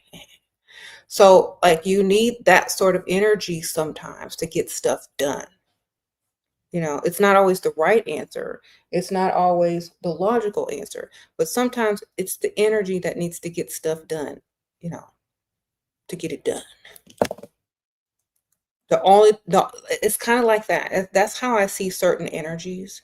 You don't want to call on them all the time. You don't want to use them for everything, but when you need them, you know who to call. You know what it is. You know what they're gonna do. So if you like that video, if you like that show, y'all understand the certain types of energies. It's not good or bad. Chaos energy. It's not good or bad, but you need it sometimes to get stuff done in a certain way. You said you feel like that Kanye energy. You like that show Outer Banks? It's pretty good. I think, yeah. I just watched the last season and waiting on the next season. Mm-hmm.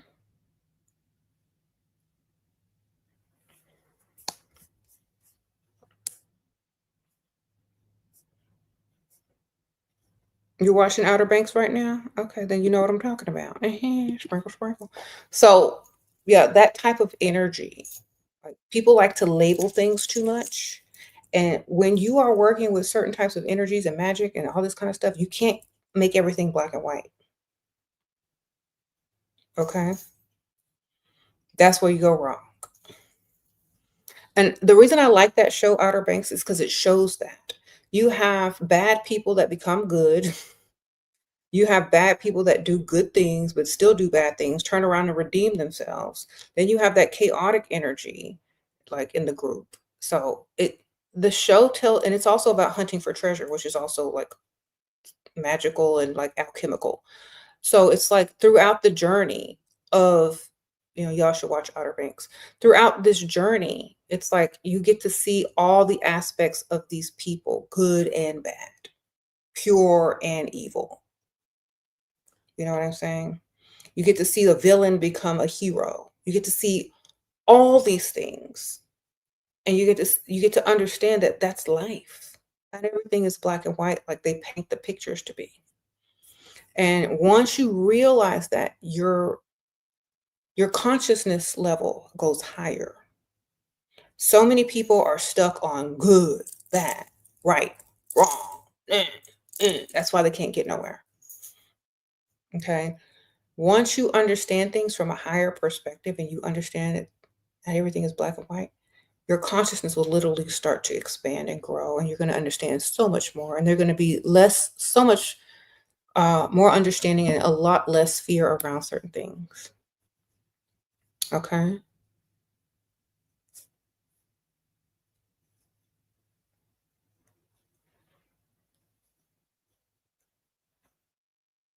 Uh-huh. You feel like the world and the media depends on us to think in black and white for money. Yeah, because if the world can depend on you to react on certain things that trigger you, it's very easy to put this in place and that in place, and black, good, bad, black, white, da da da da. If nobody cares about that stuff, how are they supposed to trigger you? How are they supposed to trigger you? With some gray? Or we don't really care, you know? So a lot of times people try to trigger you with the black or white, the good, the bad, the right or wrong. But if no one is, if no one is seeing like that anymore, then they're just not going to be triggered as easily anymore. It's like, okay, well, good luck to you. Sprinkle, sprinkle. Bye. Okay.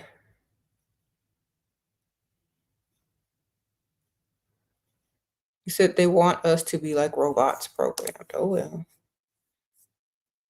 You see, robots don't have free will. People do. Like I always tell people, just because someone knocks on your door, don't mean you got to answer it. Just because somebody calls you on your phone, don't mean you got to answer it.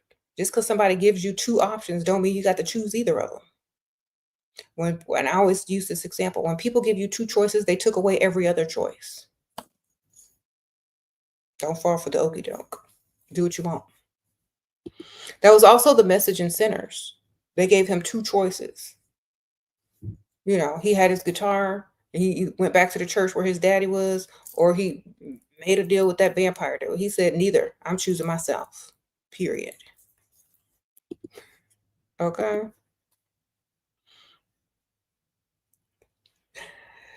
Okay. A lot of people miss that point. He chose himself. He didn't choose religion. He didn't choose, you know, um, quote unquote the devil or the vampire dude. He chose himself. He said, I'll do what I want. But he saw that both sides were trying to control him either way. So that's what he did. He just chose his own path. You said you watched Sinners last night? Yeah, we just saw it again recently because they're starting to stream it on Prime. Hmm. And then like my daughter was watching it with me. She was like the part where they were driving in the car and they were telling the sad story about like, some bad things happening to a group of guys and how they were hung and all this kind of stuff. And the singer started to like get upset about, he started to get triggered and he started humming. He's like, then it started to turn into a tune. So he was literally transmuting that anger and that disgust and that hurt into blues music.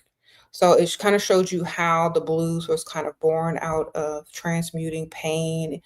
And I already knew that, but for the people that didn't know, the music was created through transmutation of pain, channel it into something more constructive, like music.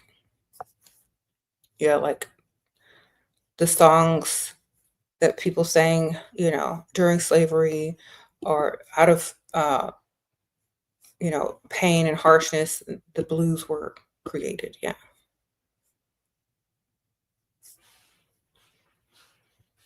Anyway, so like that movie has like a lot of symbolism and it's kind of very interesting. I think I did a video on that months ago when it first came out.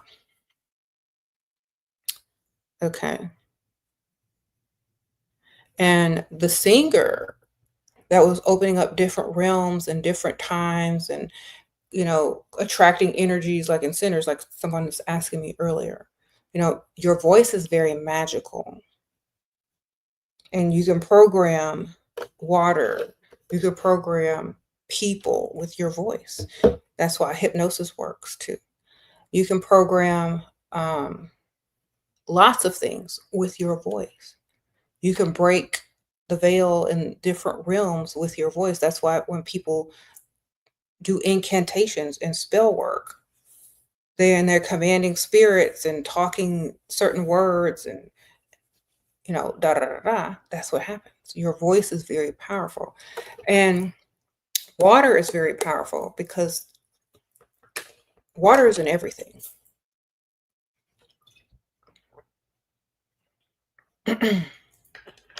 Every molecule. Oxygen, water, gas, all these things, liquid, solid, gas, plasma. The four states of matter are all controlled by vibrations in your voice. And when you speak, all those things are combined together in an alchemy. You have the water in your throat. Okay. You have the frequency and the pulse from your heart, the neurons firing in your brain. So you have all of these energies working as one. And when you speak, the gas or the breath that you're speaking goes out into the atmosphere as well. So it's literally physics. Hmm. You said you think you've been cursed. Okay, if you think it, then that's what it is. Think you've been blessed instead. Think you've been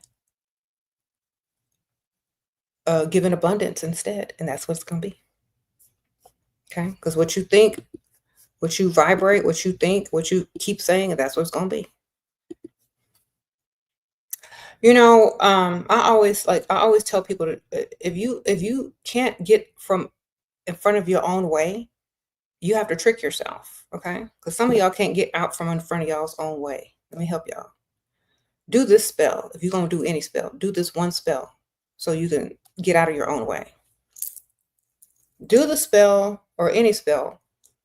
Create a spell. How about that? Create a spell that says, No matter what, anything that happens works in my favor for my abundance and my prosperity and those that I love. Now, everything, whether it's a curse, bad talk, or whatever that comes against you, is literally just going to turn into money in a good way for those, for you and those you love. Okay. And then you can stop worrying. And then you can start to see the money trickle in, baby. Stop talking down about yourself. Stop believing everything everybody say. That's you command this, ma'am, sir. You command this. Say what you want. That's the way to just put a whole shield around you and just be done and get this money. Okay? Do that one thing and stop worrying about it and just collect the money. If you're a person that's always worried about people doing this and people doing that to you, people talking trash on your name, then do what I just told you and collect the money from it. Okay? And stop doubting yourself and stop talking down on yourself.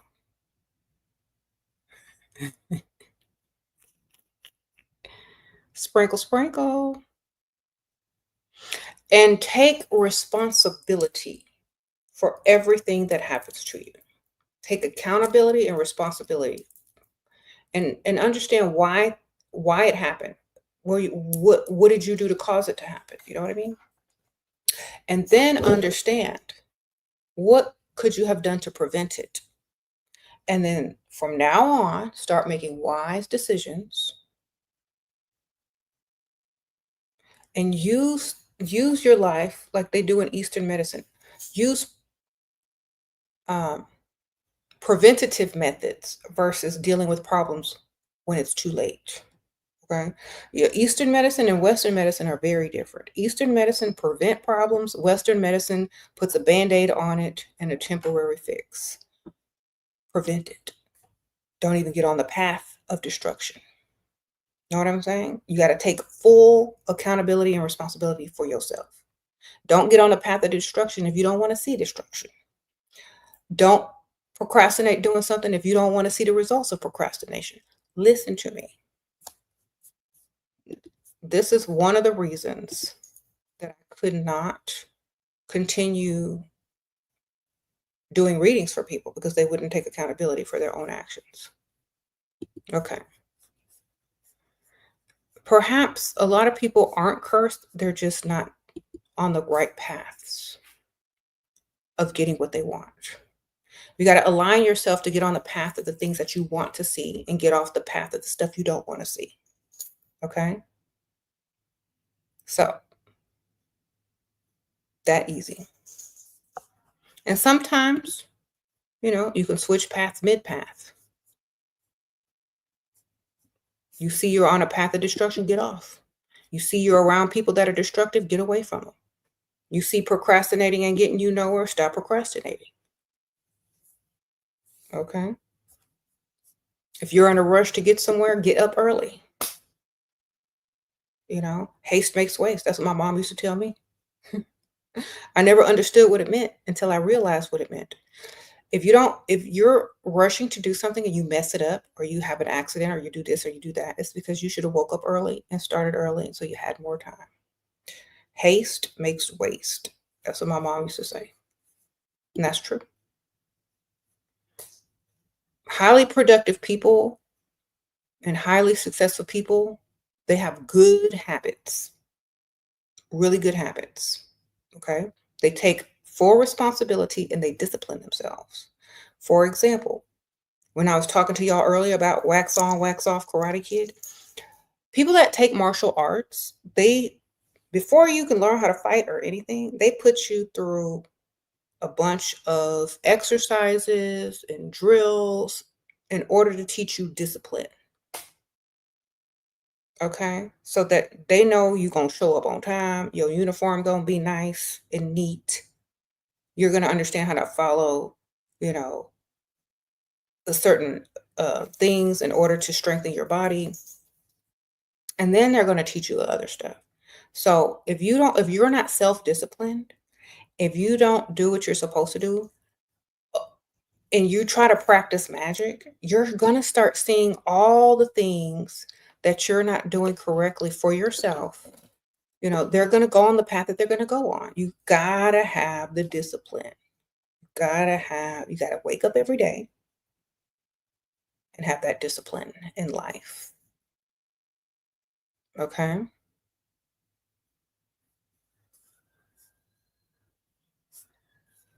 Mhm.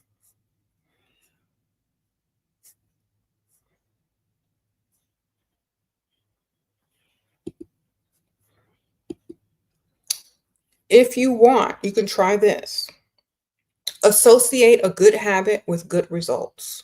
So, for example, like you can create your own belief system, you can create your own way of thinking, you can create your own magic. So, for example, just like you can talk positivity into your water, drink it and get the results, you can talk positivity into so many things. You can use certain things to symbolize good things happening for you, you know? So, do that. That's how superstitions started. Good luck superstitions. Okay? You can make your own.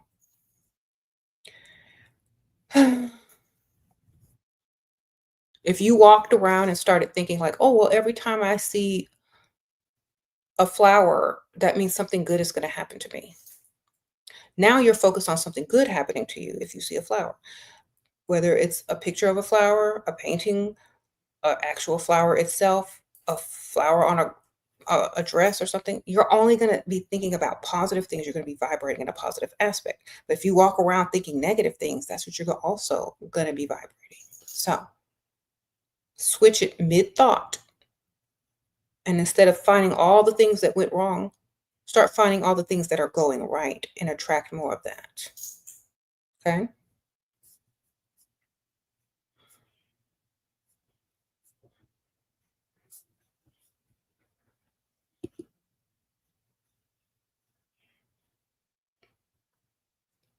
hmm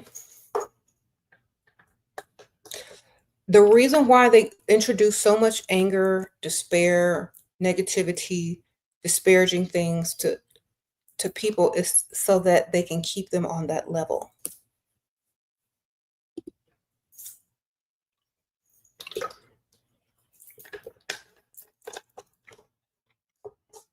You got to think so good, so positive, so high of yourself that nothing can get you on that level.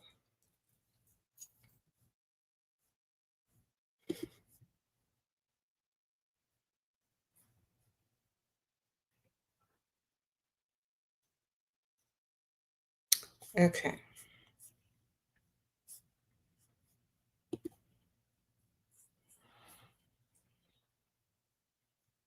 Remember, everything is energy when you break it down as molecular level. That's right, so be sprung.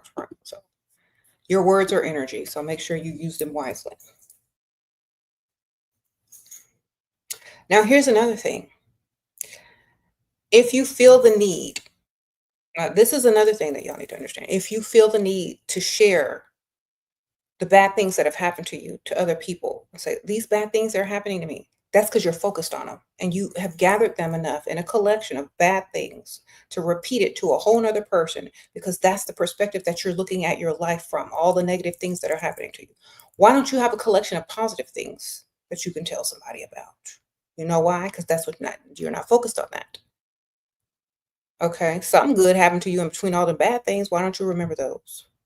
Think about it like that. When you start focusing on certain things, that's what's going to be more abundant in your life.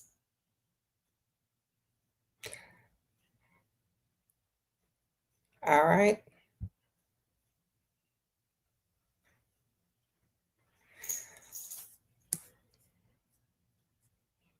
You said be Delulu. It's true.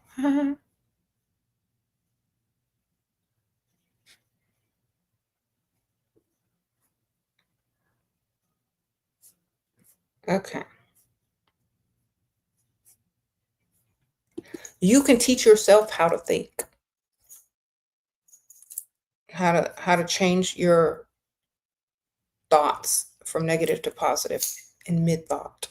Just stop thinking negative and only see the things that are good that are happening and then tell somebody about that instead. You see how different your life is going to become. Okay.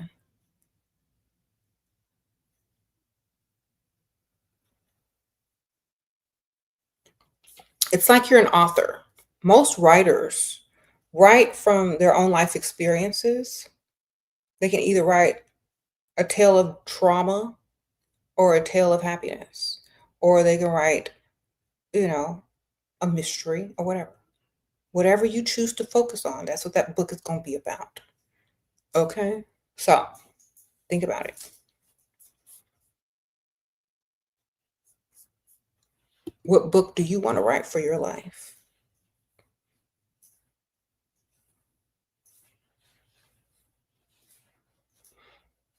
Mm-hmm. Oh, shoot. Hold on. Gotta zoom out. Okay. You said, why don't people like happy, bubbly people?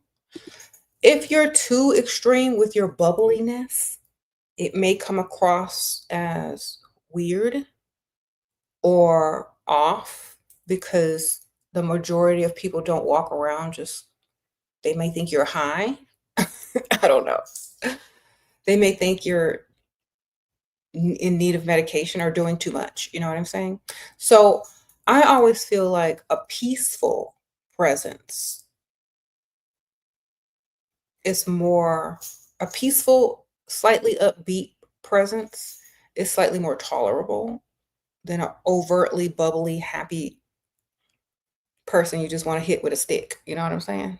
Like, it's like one of those people that walk in and everybody's kind of just waking up and they're like, "Hi, good morning. How are you? Ah, it's a lovely day." You just want to throw, something at them because they're doing too much. So I think peace, calm, and positive is the way that you want to go. Because people don't think you on drugs. Even though you're just happy and naturally bubbly, channel that in a different manner. You know, maybe just in your smile. Let that speak for itself. Okay. Maybe get you a pet and talk to that pet. You know how people be talking to their animals? Hi, how are you? Maybe you should work with kids. They love that animated energy. Okay.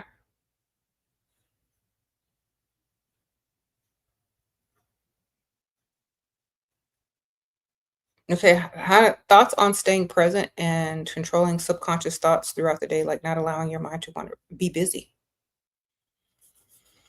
Have a focus and be busy. Okay. A lot of people, okay, y'all remember when they came out with them fidget spinners a long time ago? People had to constantly be doing something. Stay busy with something productive that you can focus on. That's how. So, for example, like you need to have something else to think about as well that's going to lead to somewhere productive. So, think about money. All right. Think about money. How can you make some money? I guarantee you, if you stop thinking about all that other crap and start focusing on how to grow your assets, how to grow your money, how to grow something, how to grow your business, you ain't gonna have time to think about stupid stuff like that. All right. This is how a lot of people get rich. Listen to what I say. If you are hyper focused on something, if you have constant thoughts about something, that means your mind needs something to extremely focus on to the point where you have to become successful. So channel that energy into how to make money, baby. If you're not thinking about making money, start thinking about making money. Every time you have a thought about whatever it is you don't want to be thinking about, start thinking about how to make money from it or for something else similar to it. And I promise you, you're going to come up with a bunch of ways to get paid, and that's what you're going to do. All right. If you don't have something to focus your energy on or your thoughts on, they're going to go everywhere. Focus it on some money. And whether you want to give that money away, donate it to charity, or do whatever you want to do with it, it's still better than sitting up there spiraling out. Okay? Focus on some money.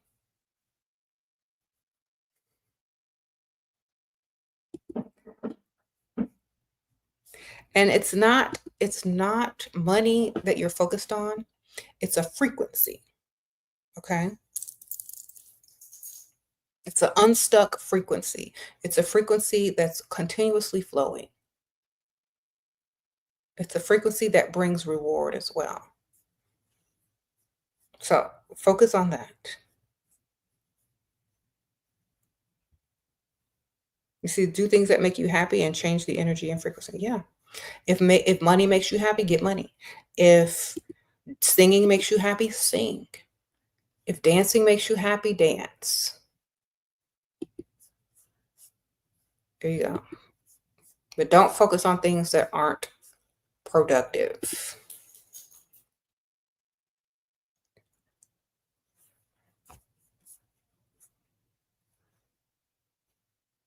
Mm-mm-mm. You said Wikipedia says my teachings are what? I don't even know what that word is.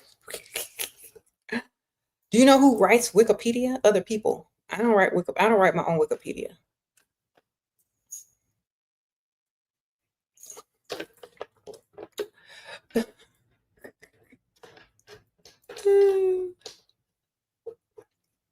Good for Wikipedia. I don't know what to tell you.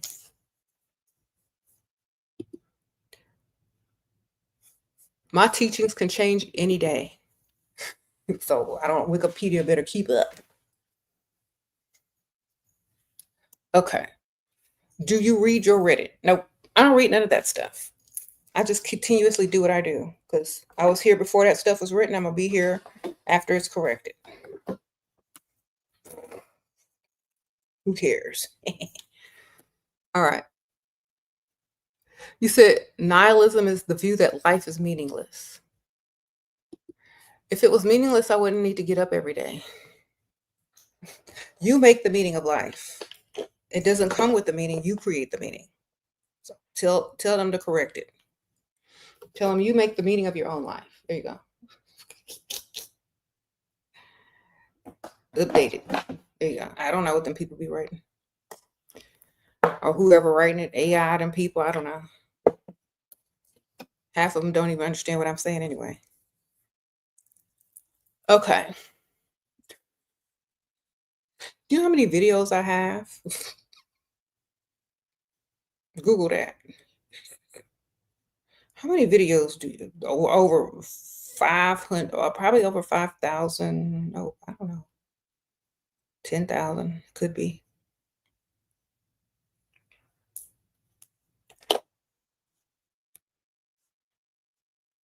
The funny thing, I don't correct none of that stuff. I just leave it.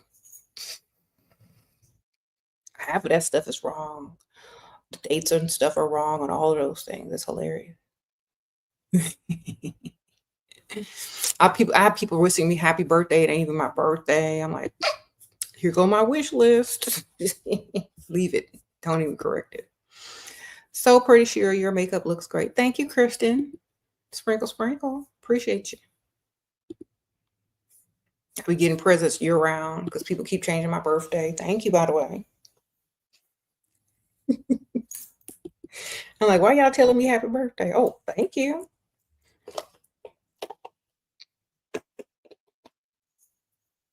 I just collect and keep moving. Sprinkle, sprinkle.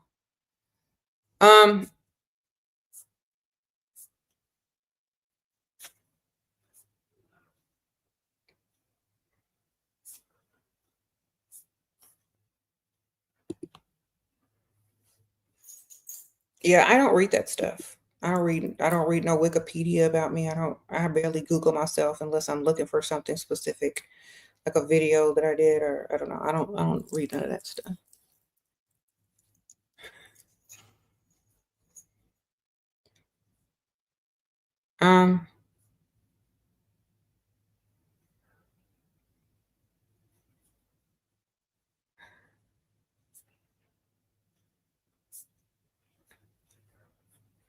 So yeah, you said, can I post more on here? I am right now.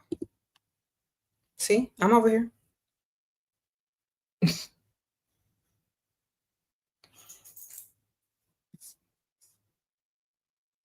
You said Chat GPT has a brief summary of me as well. Summary of me. Okay.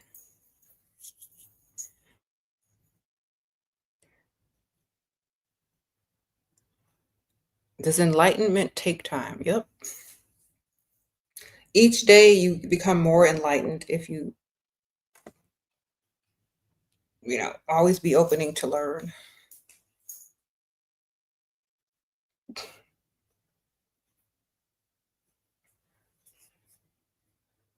You missed my conspiracy theory Monday? Yeah.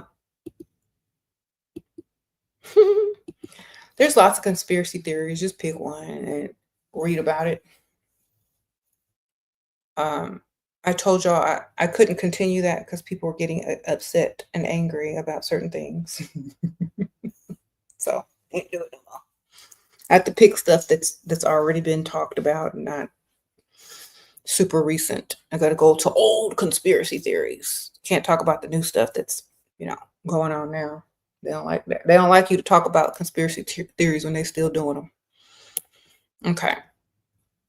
You got to talk about the old ones that they've already revealed, which is no fun. Mm-hmm. It's not about what they think, but yeah, it's not about what they think. Okay.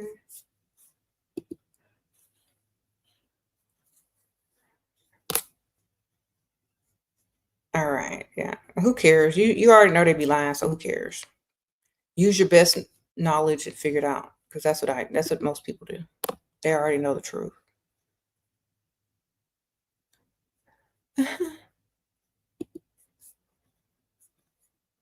Do y'all remember when people were talking about cloud seeding before they said, "Oh, there's a such thing as cloud seeding"? People were like, same thing.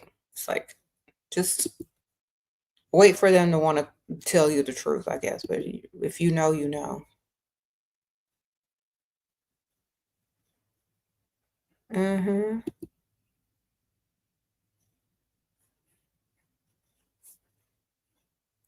All my old videos are there, though. Most of them are still kind of current to what's still going on, so it don't matter. I see it. It's already up. Can we use any type of candles to manifest? You could manifest with whatever you got, ma'am. Yes. It's about your intention.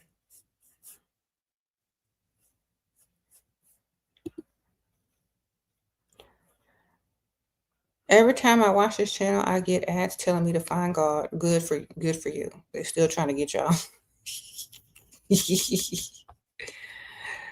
They might pay, to try to steer you back their way. But that's fine. They just wasting their money on some people, though.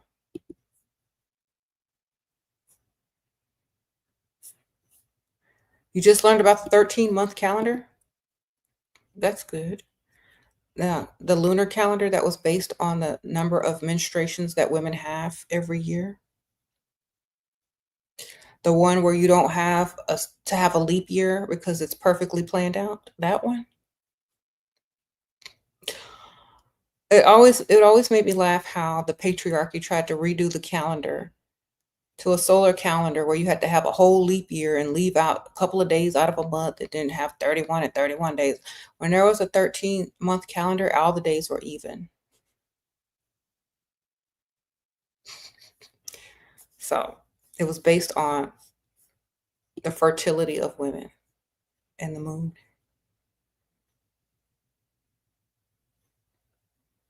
Mm-hmm.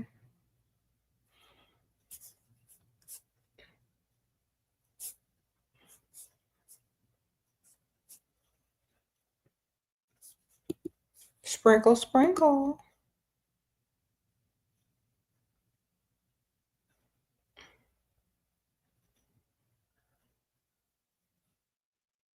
Mm-hmm. They say 13 is evil. Well, who said that first? Not women.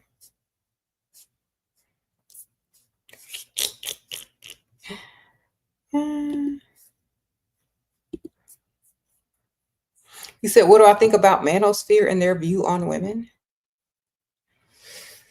I think people can believe whatever they want to believe as long as they're happy.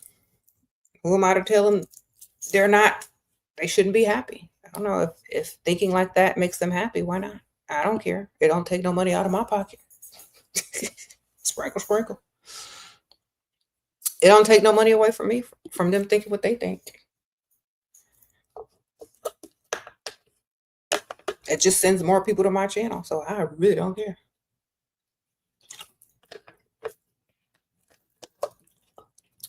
All right.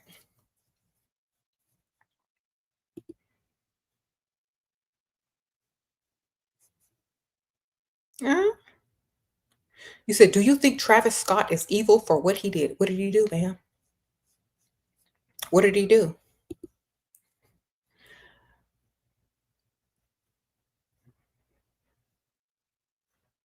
Mm-hmm.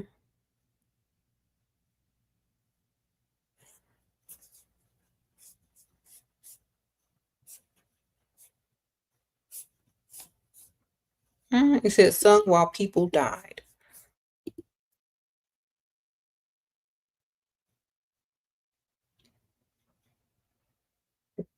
I'm not going to say I don't think I don't know if he did that on purpose. I mean, he was on stage. What did he have to do with it? It was the people that booked so many people. And also, do you know how many people sang and celebrated while a lot of other people died at the same time? That happens all the time. All around the world, history. There's pictures of it throughout history. People celebrating other people's deaths. Why are we targeting one particular person? Is my question. You know?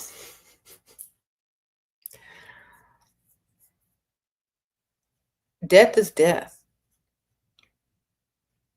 So people that sign up to go to the military, to go across the ocean or across a border to shoot other people, are they evil? You know what I'm saying?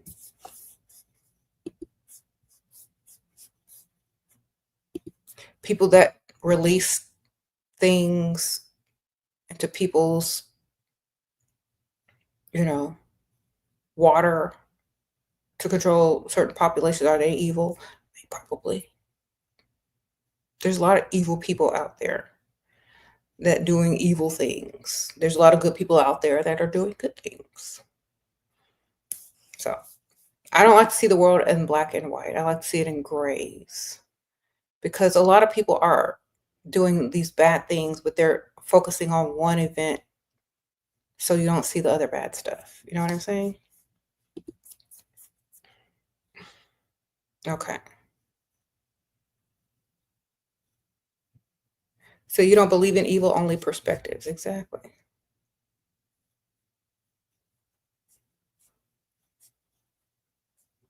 And that was like years ago, wasn't it? That was many years ago.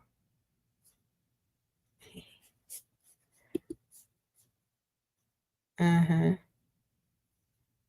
You said only evil people don't believe in evil. Well, if you want to label and point fingers, point them at yourself, because you're evil to somebody. Okay? Like literally. You're evil to somebody too. You're not 100% good. No one is. No one is 100% good. You've done some bad things. You've done some evil things, just like you've done some good things. When nobody was watching, you've done some bad things.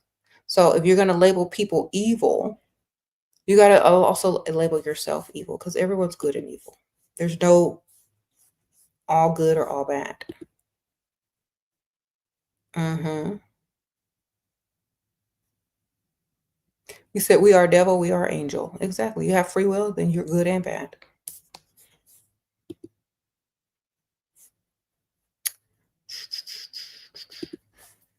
Okay. Yeah, I don't get into all that kind of, you're good, you're bad. Okay, that's like saying you're stupid and you're dumb. You can always learn, and you can always play dumb. Okay.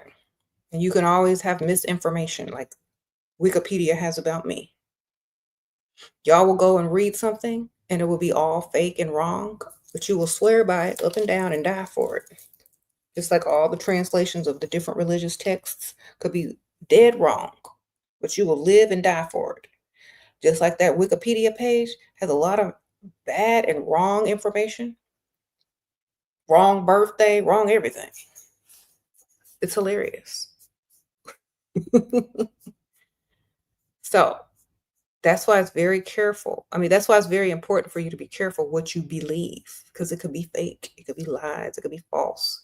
Do your own research, ask your own questions, seek your own path, because what they put out there ain't always true. Okay.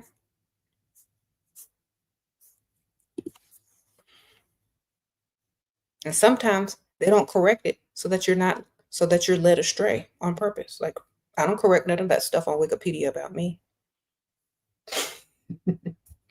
And most of it, a lot of it is not correct. But I don't care, because if you know who I am, if you know me, then you know who I am and you know me. They have the wrong birthday, the wrong this, the wrong that. I'm like, just leave it. I don't care.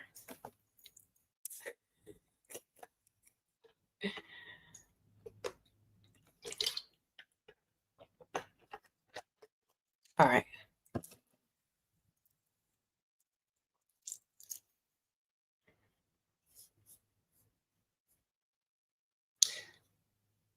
They said there's always two sides of the story. Yeah.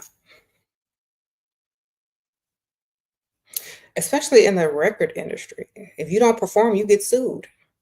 If people sell too many tickets, if people don't hire enough security, if people don't sell enough tickets, if people don't do this, if people don't do that, you can't always blame one person.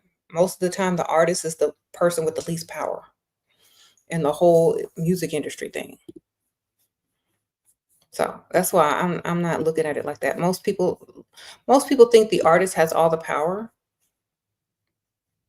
when they see a celebrity, because it's the image of fame that you see. You don't see who has the real power behind the closed doors. So that's why you can't buy into a lot of stuff, because you don't know how it works.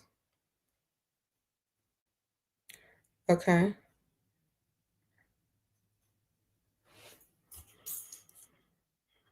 Um, when you go through the videos on this channel, all these questions are answered. Yep, yep.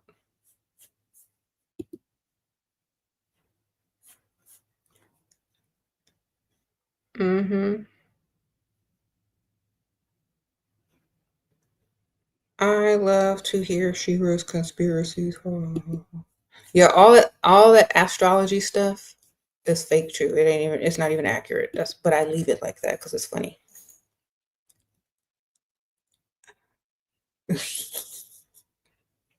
Mm-hmm.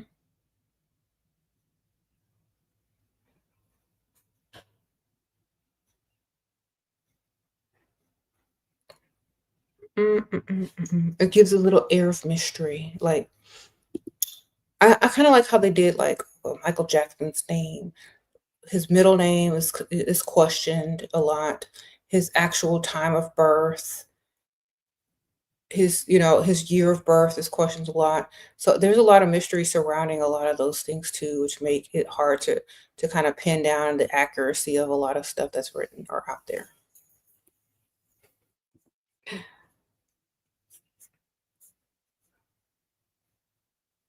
Mm-hmm. What's gonna be my next hairstyle? I don't know. Whatever wig I put on, it'll be my next hairstyle.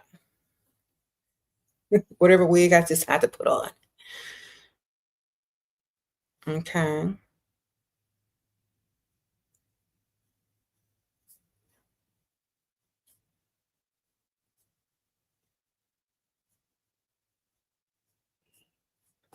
Mm-mm-mm-mm.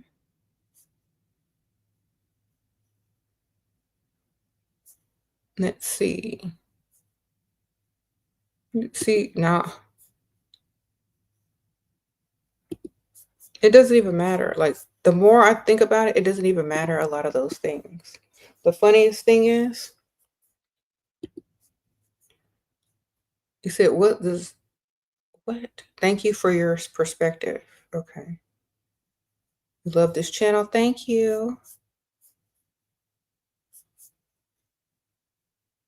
You like my vampire look? Thank you. When I dress with the long black wig. You never know. I might bust that wig back out soon.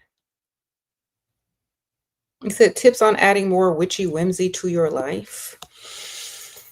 Just add it.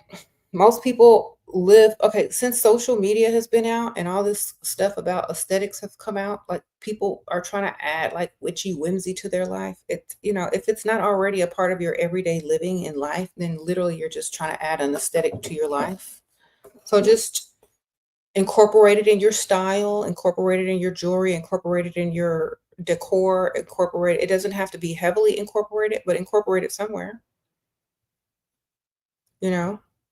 Um, when you get to a certain level or a certain age or maturity, you don't want to have a lot of stuff that looks childish around sometimes. So you have to like level up your stuff if you want a certain type of, look for it. Like I have this candle right here, right?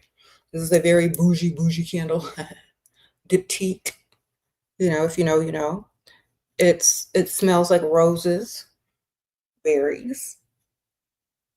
And, instead of using, a little Dollar Tree candle, you can level up something like this. This is kind of witchy, but it's also bougie, and nobody will ever be able to tell because it's a designer candle. See? So, or, this is very whimsical and witchy. It's sage. It's abundant sage. It has like, you can keep this, like, I have this outside on my patio with a little Palo Santo and an incense burner.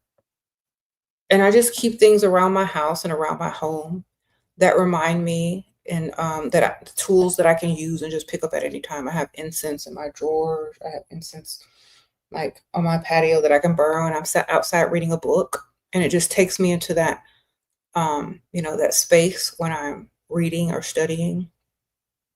I always keep incense when I read, and I like to go outside and read sometimes because I'm closer to nature, or if I'm reading on the inside, I'll light a candle and play some ambient music. And what else? I like to keep like certain, like I bought this spray, and because I'm out of my other one, I like to spray my bed with this, and it gives you like, this is like French lavender. It calms and relaxes you before bedtime. Just stuff like that. I have stuff everywhere. I like to incorporate stuff like that everywhere. I have like seashells everywhere. I have mermaid stuff because I like the energy of mermaids and water and things like that. I keep that everywhere. So, but in a leveled up type of way. Okay.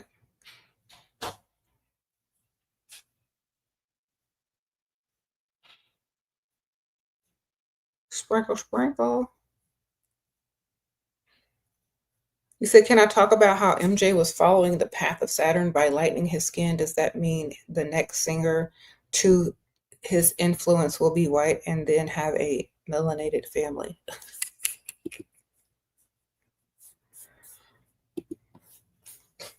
Do you really think that's why he did that?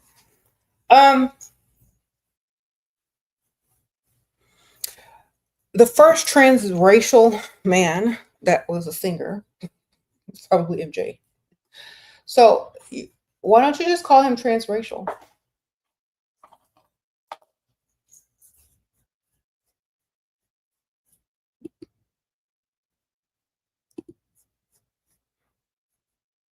You said transracial? Look, every race on this planet can literally impersonate Michael Jackson now. Every race. Every race can literally impersonate Michael Jackson. You can have a black person, a Hispanic person, an Asian person, a white person, a kid, a woman, and a man. They can all impersonate MJ, all of them. His appeal to the masses went global, especially during his era and time. Of course, he says that he has vitiligo. So instead of putting on a bunch of brown makeup, he just went to the other color and bleached, obviously, but at the same time, gaining more influence of the masses around the world because they could relate to him now that he was of similar skin tone and not feel some sort of way. Okay. So there. If you're going to appeal to the masses, like Beyonce is similar. She has the blonde hair. You know, if I definitely think like because of a certain image, you can infiltrate more places, more countries, more charts, more musical fans around the world. Because if they can see themselves in you, they want they will support you more. If they can see themselves in you, they support you more. That's why, as a musician, being androgynous and transracial, as I call it, got him to be the most famous person ever. So it's a racially ambiguous. I call it whatever. He literally took over the globe with his image. Whether you agree with it or not, it was alchemy. It was a way to get all his fans globally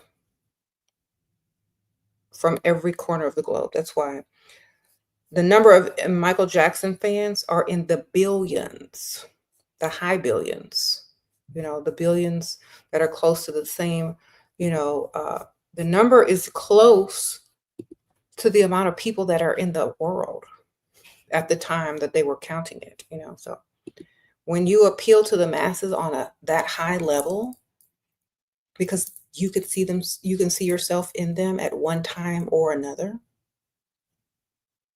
It's the same thing with the Jesus figure. If they painted Jesus black, do you know how many people would be Christian?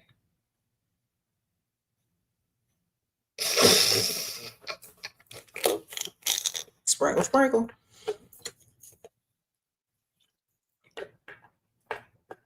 All right, then.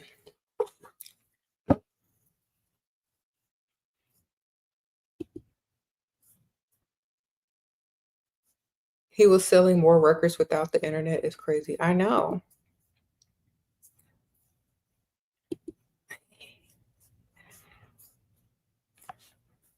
So, yeah, if you want to look at it in a certain way, you got to appeal to the masses and they have to see themselves in you. So, everyone could see themselves at one point throughout his life, throughout his transformation. All right. There you go. That's why he sang that song. You just another part of me.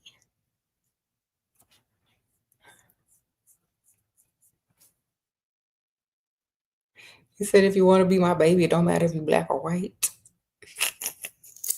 Yeah. So, of course, everybody can see themselves in them.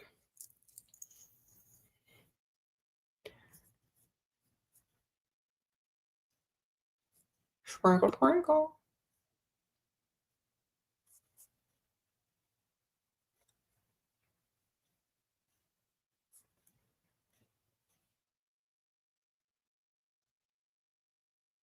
Mm-hmm.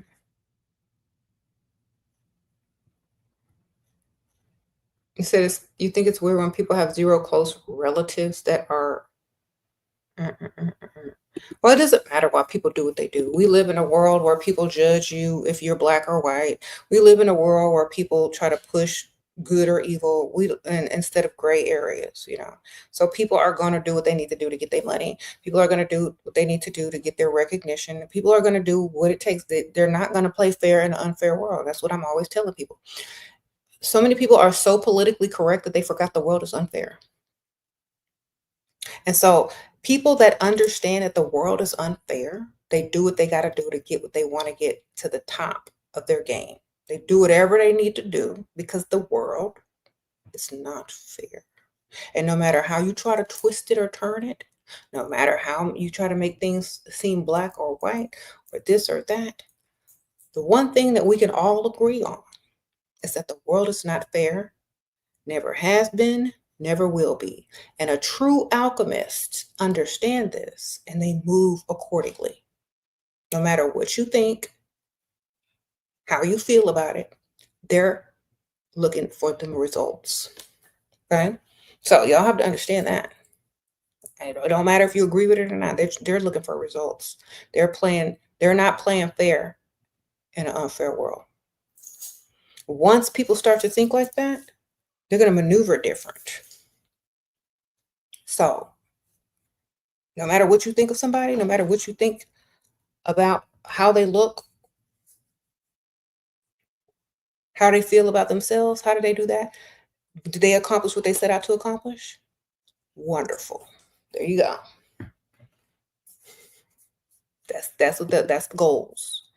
Never play fair in an unfair world. You said you're not cheating, you're not trying. I like that. That's funny.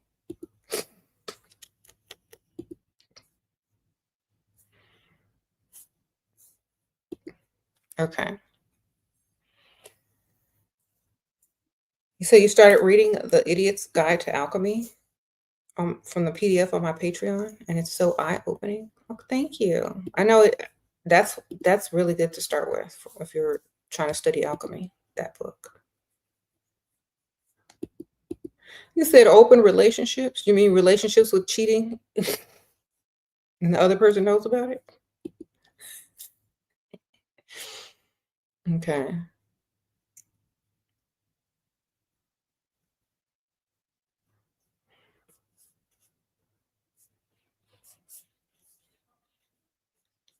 Anyway, I'm gonna wrap this up because I've been on here too long.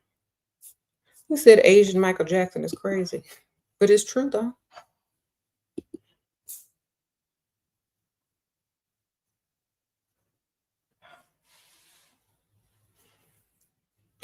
There's one thing that Michael Jackson impersonators can do that Elvis impersonators can't do. Be all different races. With all different eras.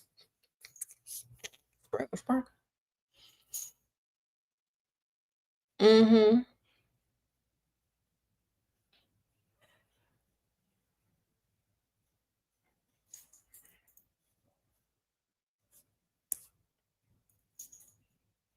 I've seen Spanish, like men from Spain interpreting Michael Jackson. I've seen Africans from like different parts of Nigeria moonwalking, interpreting, impersonating Michael Jackson. I have seen people from Korea or Japan and China impersonating Michael Jackson. I have seen people from India impersonating Michael Jackson. I have seen people from all walks of life. I have even done it. And I'm a woman. Okay, I dressed up as MJ for Halloween several times. So, with all I had to do, was put that makeup on, that hair, that hat, and I'm in the outfit. So literally anybody can impersonate him if they wanted to.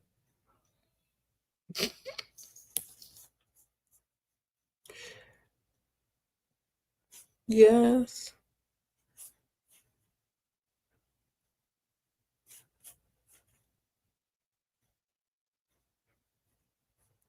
Okay.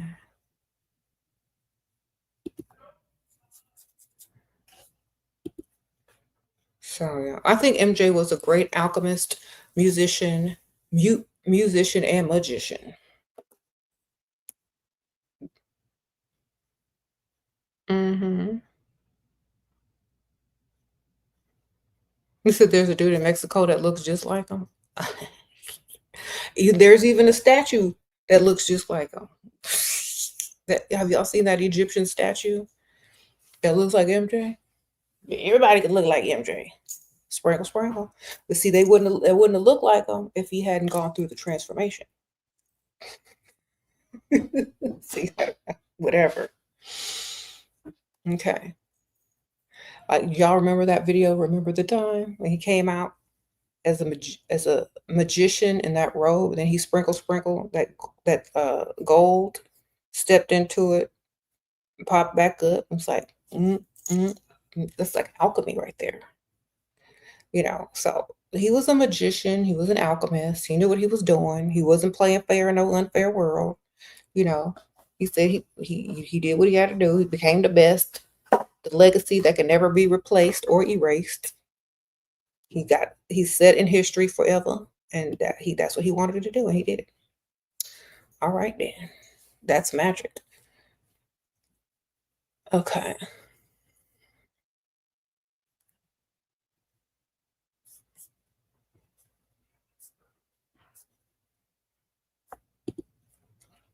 And, so many people come up to me now. This is like I keep telling people I'm not politically correct, and I never want to be in a political type of conversation because I'm not into politics. People always come and ask me, why don't you speak about this? Why don't you speak about that? Why don't you speak about this? Ma'am, sir, Michael Jackson spoke about all the things y'all asking me to spoke about. Y'all don't listen to him. And he's more famous, got more money, look, dance better, sings better. Y'all ain't gonna listen to Michael Jackson. I know y'all ain't gonna listen to me. So why I even gonna waste my breath and time? Y'all, you know what I'm saying? Everybody wants someone to stand up for something and do this and do that. Da, da, da. When Michael Jackson did it, y'all didn't want to listen. So I'm not. If y'all didn't listen to him, y'all dang sure ain't gonna listen to me. He wrote all the songs. Just go listen to him. Heal the World, Man in the Mirror. Go play that. Y'all don't need me. He said what he said. If y'all ain't listening to him, he made songs about it, screamed about it, hanging on from a tree when the wind was blowing him. Y'all didn't listen to him. What am I gonna do? Sprinkle, sprinkle. Do this, do that. It's another form of control when people try to get you to do stuff and they ain't gonna listen anyway. It's like, well, I'm not wasting my breath. Y'all didn't hear them the first time. Y'all didn't hear them the second time. They still got the videos up.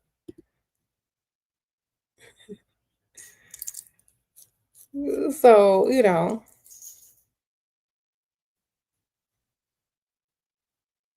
I'll just start singing Michael Jackson. That's all. And they get mad. What do you think about this that's going on right now? Heal the world, make it a better place. You should use your platform for doing this. No, I shouldn't. I'm singing Michael Jackson. He said what he said. Y'all don't listen.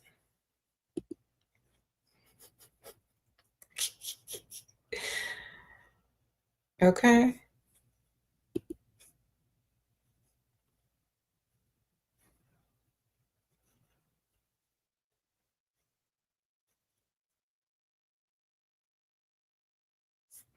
You said thank you. That's what I'm gonna do from now on. Somebody asks me about something, I'm just gonna sing Michael Jackson. Just be done. Um,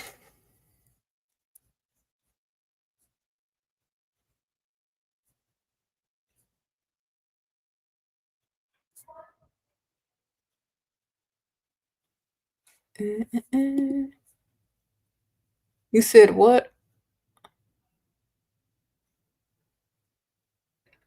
You said not screaming about it. You're so right. Though I absolutely love MJ. Uh-huh.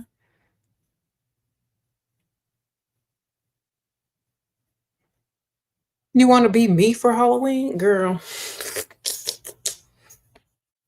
Challenge yourself more than that. It's not that hard.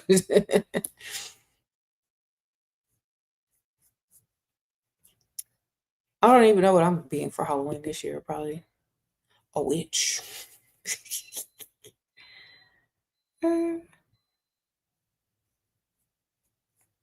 Same as always.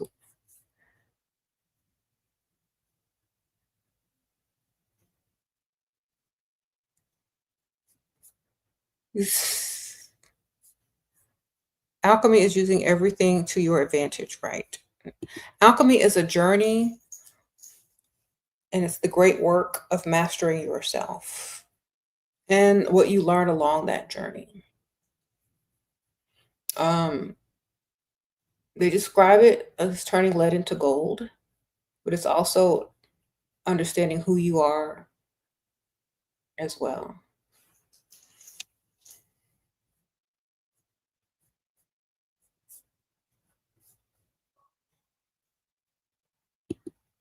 If you understand alchemy on a chemical planetary and like physics level, you also understand what turning lead into gold also means.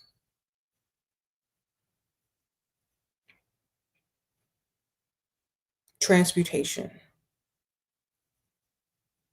So if you understand the planet Saturn represents lead and the sun represents gold, you can also take it from there too. Thank you, Aoife K. Slays. Thank you for the super chat. Sprinkle, sprinkle.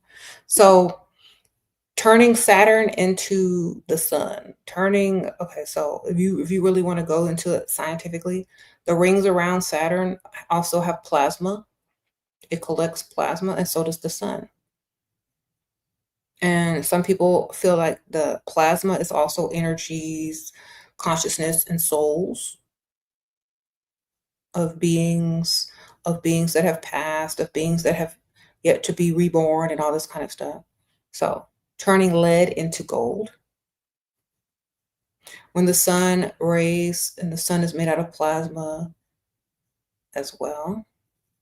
It's also like reincarnation.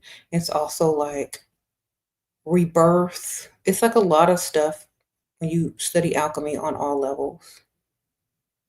You said Saturn used to be a sun. Lead into gold is reincarnation. Exactly. Being reborn. Fertility. All of that. Yeah, I was going to talk about that in one of my future videos because someone asked me to talk about, a certain topic that I didn't want to mix with this topic. So it gets really deep and scientific about a lot of things that happen to you, in the spiritual realm. And a lot of people don't understand that, and they can't wrap their mind around it. This is why, like, physics and quantum physics is introduced at a certain point in esoteric knowledge, because that's what you need to study in order to understand it on a deeper level. So, and that's what a lot of these books expect you to kind of know before you delve into them. The more you know about certain things, the deeper you can understand certain occult information. Like if you understand physics and quantum physics, you can study the esoteric and the occult on a whole nother level that most people are unable to at a certain level. That's why if you watch like certain movies, you'll see it too. They'll incorporate a little bit of it in there.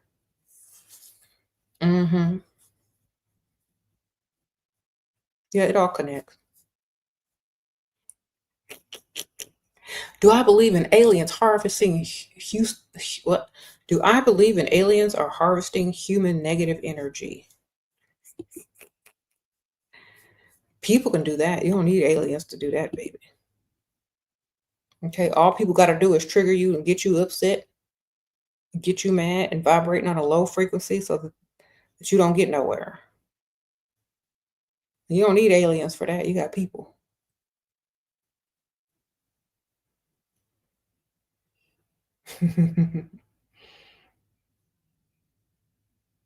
He said, we are the aliens. Exactly.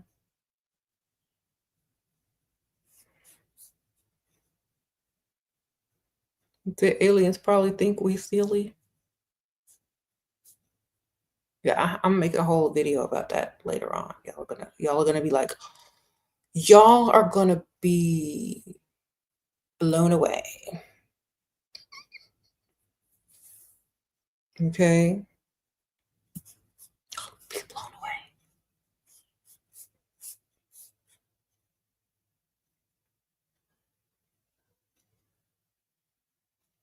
And it's not what y'all think. Okay? It's gonna be a plot twist to it. Have I seen Practical Magic? I'm old. I seen it when it first came out.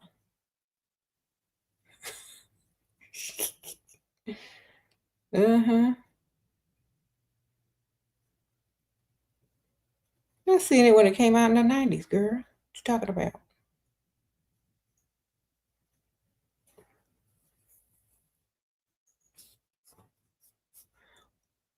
Did you always see yourself as a goddess, or did you make that shift yourself with practice? Honestly, I believed it since I was a little child. I believe I was really great. Okay, and people don't like you to say that. People don't like you to love yourself and to have confidence within yourself. You're not. That's like, oh, you're not supposed to say that. You're supposed to be. Ever since I was a kid, I always felt like I was important and all that. Period. From the start. Like, honestly, a lot of people won't admit to that because they're like, oh, you should be humble, or you shouldn't think like that, and that's being narcissistic. Look, I said what I said. I always felt this way. And the reason why is because I didn't let anybody not make me feel this way. I didn't care what people thought. I didn't care what their opinion was. If I felt that it was true, I have to trust myself. Who you gonna believe? Yourself or somebody else? I'm believing myself. That's what I believe. That's what I felt. As a little kid, they teach you to be a superhero. They give you costumes to run around and be the hero and the superhero of your story. They tell you to draw this and draw that, and that you could do anything. But then all of a sudden, when you hit a certain age where you can't do that, you need to be more realistic about that. But you're not that. Look, I said what I said. I am who I am. I do what I want. Okay. Why build you up to tear you down? Keep building yourself up. Mm-hmm.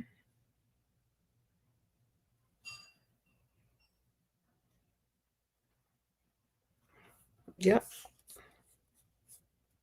It's like on the part on the movie Wicked when Elphaba was falling down and she had that broomstick and she didn't know how to use it yet, and then she saw her childhood self, like a flash of her childhood self, like, and then all of a sudden she knew how to fly the broom, like she remembered she was a superhero. She said, "Oh," and flew off. Okay, so it's like the same thing.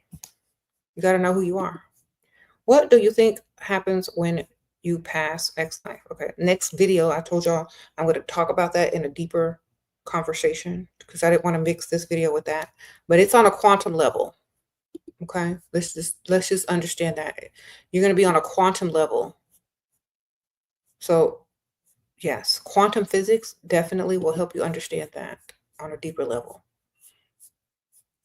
Well, we're going to go into it on another video. Just think quantum physics. Okay. You said like interstellar?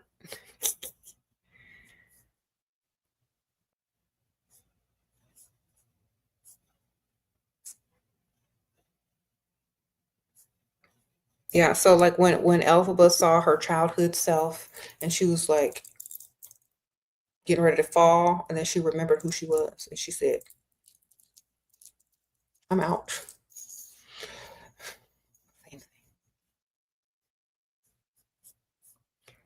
No, remember who you are. Then you can do what you want. So that movie is kind of also very esoteric. So we get the Wizard of Oz. So she made them flying monkeys, right?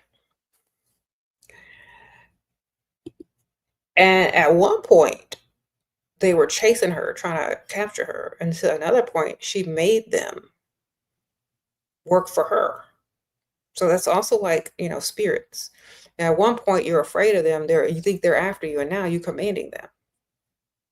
At one point, you don't know your power. You don't know who you are, and you're falling. And you can't grasp onto anything. And then remember who you are, and now you're flying. So I think that movie has a lot of energy, knowledge, and esoteric and occult knowledge in there, of course, about who you are, who you think you are, and who you want to be. Okay.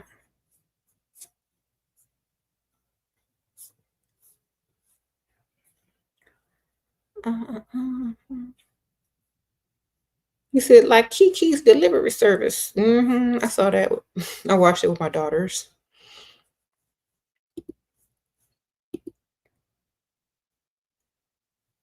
What do you tell your daughter if they feel self-doubt? Look who your mama is. That's what I tell them. You come from me, baby. You're supposed to be great. You're supposed to be better than me. That's what I tell them. And they get in line real quick because they know that that's true. Teenagers especially, they always have a sense of rebellion, that they want to outdo you, that they want to do this and they want to do that. Use it in a positive way. You're supposed to be better than me. When I was your age, I never doubted myself. Shoot. I was looking good. What you doing? My DNA doesn't doubt itself. It just knows who it is and it just keeps going, you know? And so that's what I tell them. I said, don't play a victim and feel sorry for yourself. It's in your DNA to be great. Greater than me. I said, each generation gets better and better. And guess what? You're the next generation. Think about your generations from 200-300 years ago. Each generation gets better and better. So where are you going? That's what I tell them. And then they remember, I got to do better.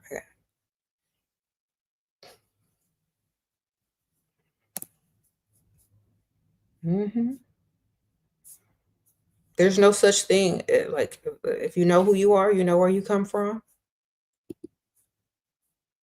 You know each generation is supposed to get better. You ain't got no choice. Get better. Especially with all this technology out here, advanced medicine, knowledge. If you get worse, something wrong with you.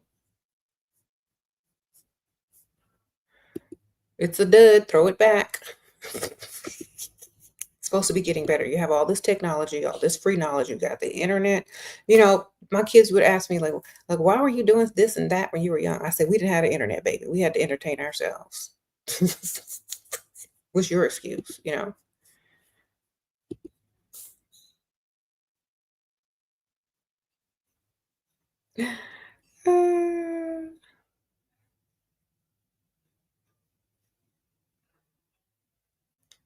So yes, if you know who you are, your kids gonna know who they are.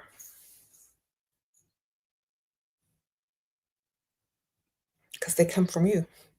Okay, there you go. You said, can I do a photo shoot? I need to break the internet.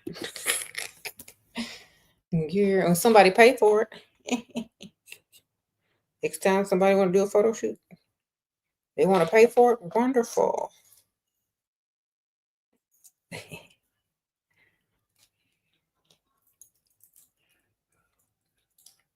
I only do photo shoots for real reasons. I don't just be out here taking pictures all willy-nilly for no reason like some of these people do. Some people just have a photo shoot just because they want to. Like, look.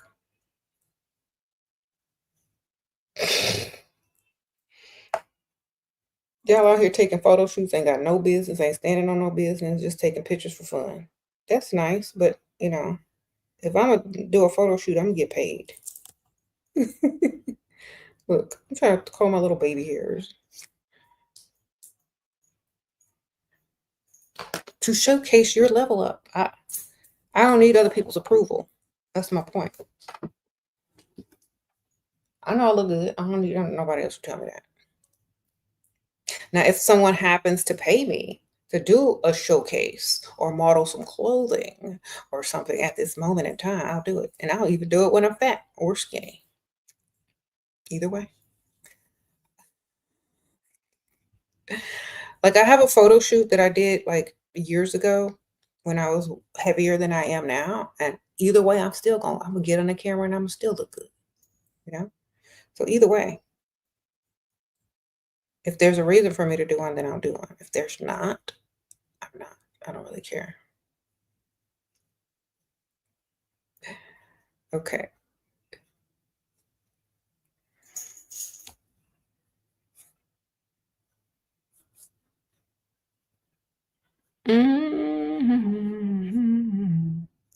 Hi, SHERA and gorgeous. Ha ha ha.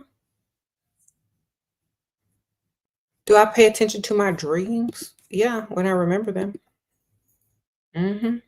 But I don't. I just understand what they are, and then, you know.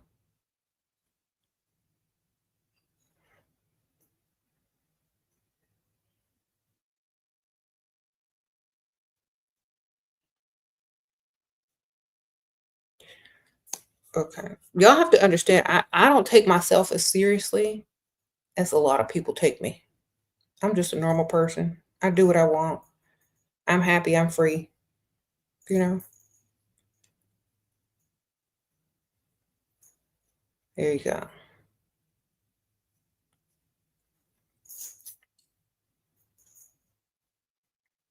Mm, mm, mm, mm, mm, mm. You said, why make up this late? Because I've been up all day. Okay. I've been up all day. When was I supposed to take it off? I'm not going to be on here with no bonnet and no makeup on. No, ma'am. This is satire and I'm making fun of something. I ain't going to be up here with no bonnet and no makeup on. Y'all must got me confused with somebody else. All right.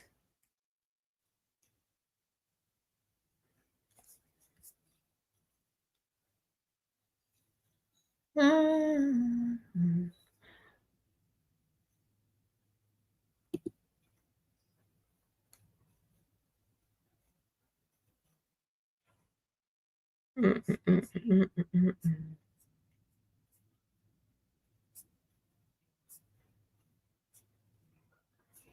So anyway, you said, how do you stop being bothered by how people treat you? Treat yourself how you want others to treat you. I talk about that. I talk about that on my other channel. You treat yourself how you want others to treat you. And you dismiss anyone who is not. It's literally that easy. Okay. So dismiss yourself from people that aren't treating you like you treat yourself. They don't deserve your presence or your time or your energy. Mm-hmm. Over the years, what would you say were the top tools that manifested where you are today? Sprinkle, sprinkle. Thinking exactly how I think and staying consistent. Don't care what other people think. Being consistent, unapologetically who I am. Period. Said what I said. Don't need to defend it. Don't need to debate it. Standing on business. That's how. Mm-hmm. Every day, be consistent. Know who you are and get up and do it. Sprinkle, sprinkle. Yeah. Every day, get up and do what you got to do.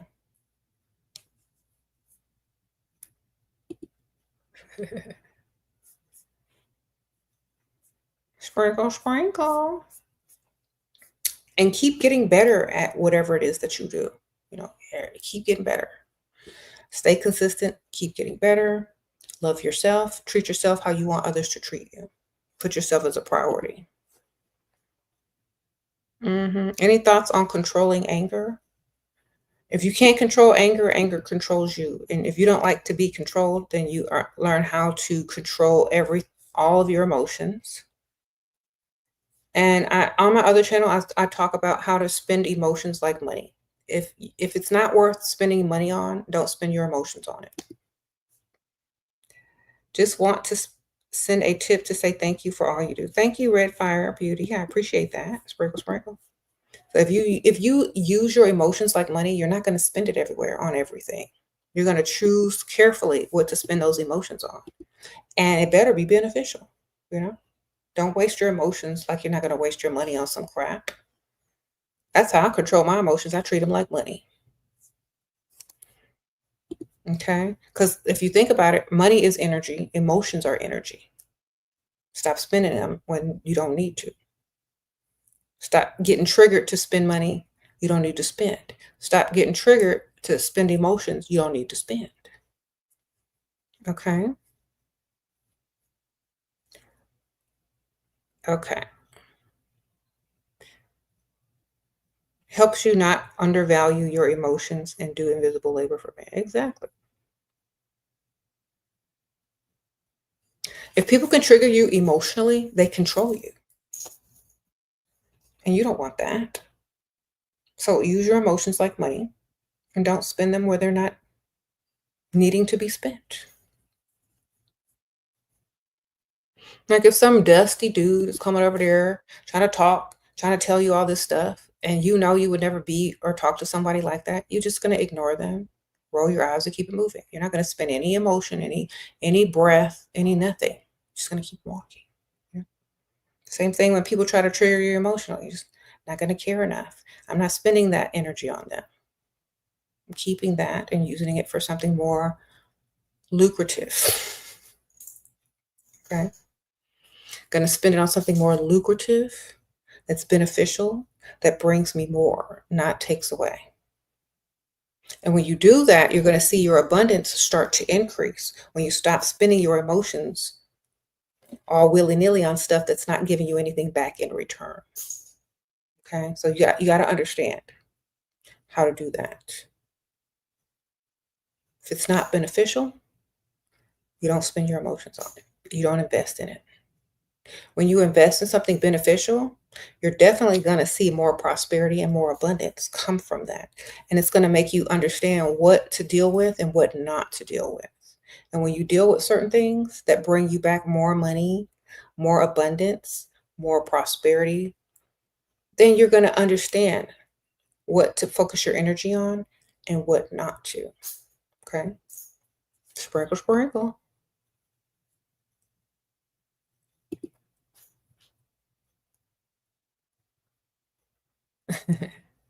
So, it is what it is.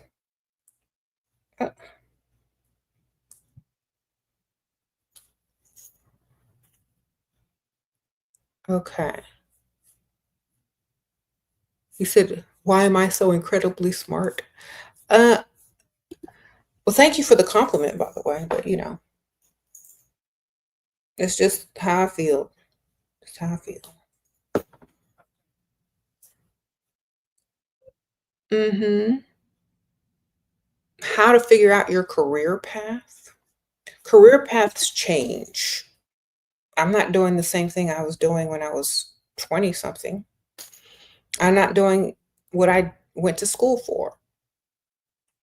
So career paths change. So whatever you're passionate about, I feel can be a good choice in the direction to go for your career. Whatever's going to make sense in your life. So for example, some people choose careers and they don't think about, like if you're young, they don't think about if they are going to have a family. They don't think about kids. They just think about the career that they want to do. They don't think about the hours of that set career. So think about all those things before you choose a path or a career so that you can understand what it is you're getting into. Or do something and then maybe change it up later on. You can always switch paths and switch careers. Because for me, I started off as a mortician, right? And there's no way I could do that and have kids and, be a mom and all that kind of stuff because, the hours are crazy. The chemicals that you're around would definitely not allow you to do any of those things as far as being a mother, or, all those types of things. So, um, definitely really think about the career that you're going to choose as well. Because, like, if I wasn't a stay at home mom, if I wasn't a stay at home wife, you know, I probably, if I didn't have kids, I probably would have stuck to a certain type of career, but you can't always do that. Sometimes your path changes. So I was very passionate about other things.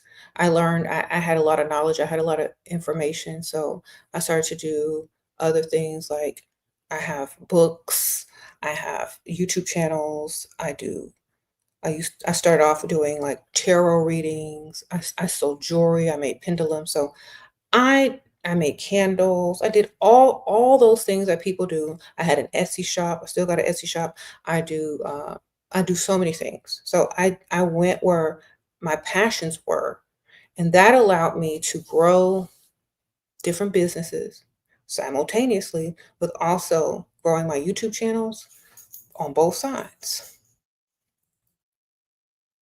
And as a result of that, I have even more than I probably would have just following a career that I went to school for, in my 20s. So I feel like just follow your passions.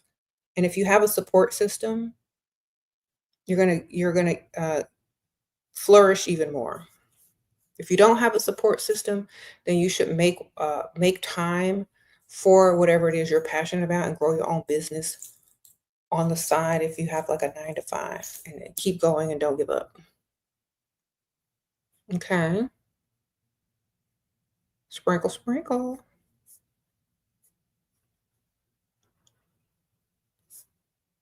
Okay. You said you start off as a pharmacy tech, and then what'd you become? Now you have 2 tarot channels. Okay, well, congratulations, sprinkle, sprinkle. Okay.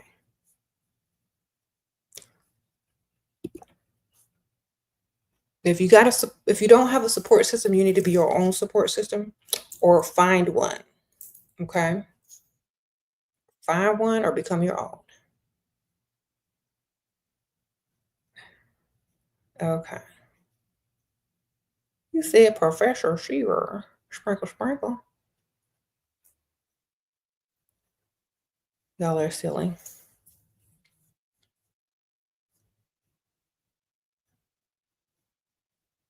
Anyway. Yeah, get a support system. If it gets somebody to support you or support yourself as much as you can and get some help. I don't know. Like it's definitely easier when you have help. Definitely.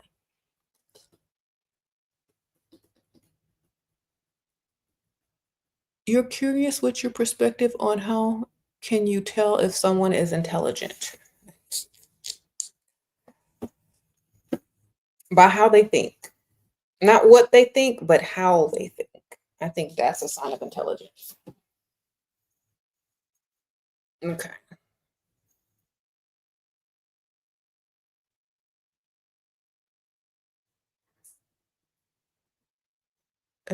Usually intelligence on a higher level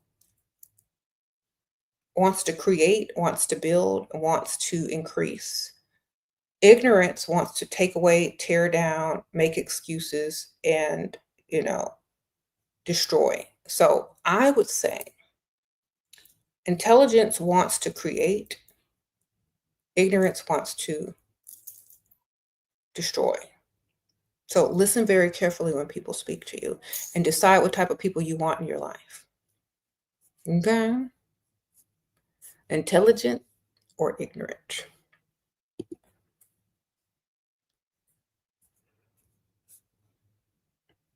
Sprinkle, sprinkle.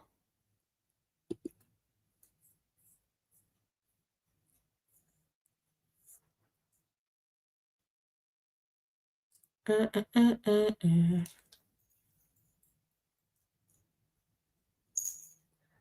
Anyway, oh, I know why y'all are asking me why am I putting on makeup this late.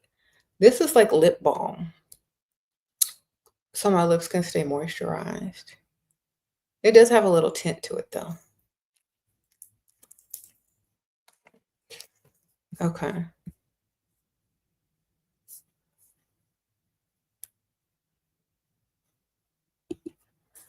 You still live, girl? Girl, yeah, I'm about to go. See, y'all begged me to come on this channel, but then you're just like, you still live? All right, I'm going. I'm gone for 2 months next. No, just kidding. I'll be back soon because I did promise y'all I was going to make a video on talking about a certain topic about what happens to you after you pass and all this kind of stuff. So we're going to get into it scientifically, esoterically, because y'all know I used to be a mortician, so I could break it down for you. And then we're going to have a plot twist on the whole thing, like I was telling you. So I love the way this smells. So next time, I really was going to talk about it, but I didn't want to change the title of this video.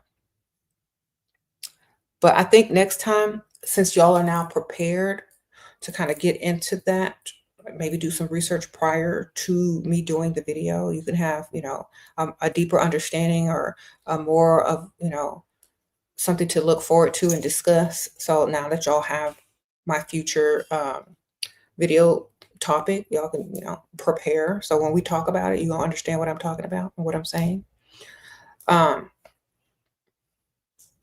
Mm-hmm. And a lot of people who are religious, they can tune in too if they want. I mean, more views for me. But either way, it's not going to touch on religion because it has nothing to do with it. Death precedes religion. So we're definitely going to get into the science, the quantum physics of it, and also the plot twist of it all. Okay. Yes, and we're gonna go deep into that. Wait till y'all hear the plot twist, though. It might make you chuckle. Mm-hmm.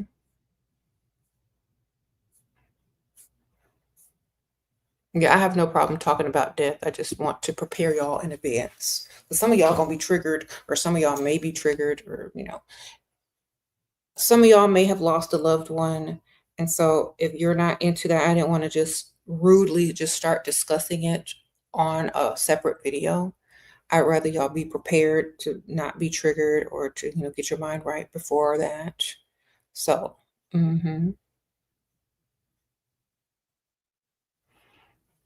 so I don't want to give a specific date, but I will say, let me look at my calendar.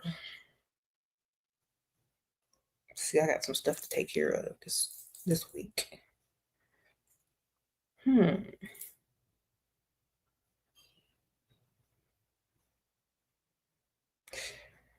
Let's do next. I'm going to try for next Monday. I'm not making no promises, but definitely next week during the weekday. Okay. So that way, and I'm going to leave the video up. So if you don't catch the live, you can definitely watch it at any other time. Definitely next week. Can I incorporate pets into the conversation? All right.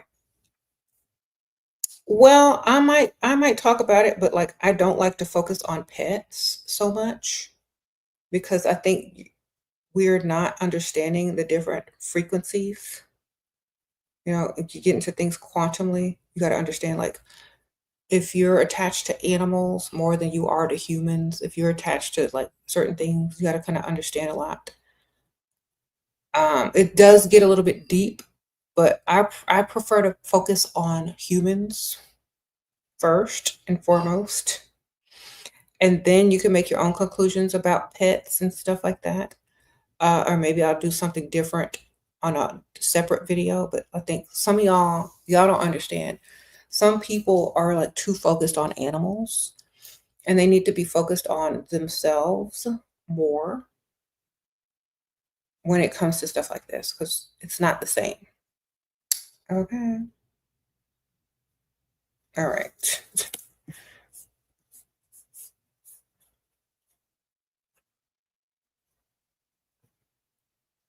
It's a different level of consciousness, which is a different frequency. And if you understand consciousness, quantum physics, and frequency, you're going to understand that. Okay. So you got to understand.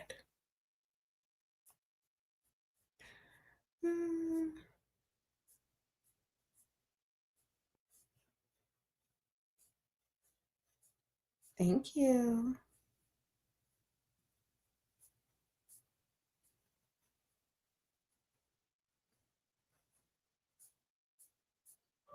What? Thank you. I appreciate the compliments.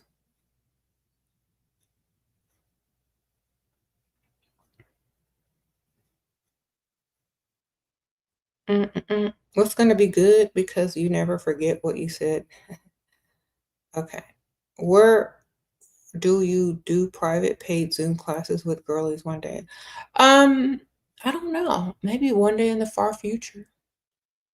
We'll see. I still have like stuff that I'm trying to do before I can like get into like certain things. So, I have teenage daughters. I'm still like a mother first and foremost. So I'm not like able to do too much. Do what I can. But if I'm ever going to do some type of Zoom class or whatever, it will definitely be like when I have more time.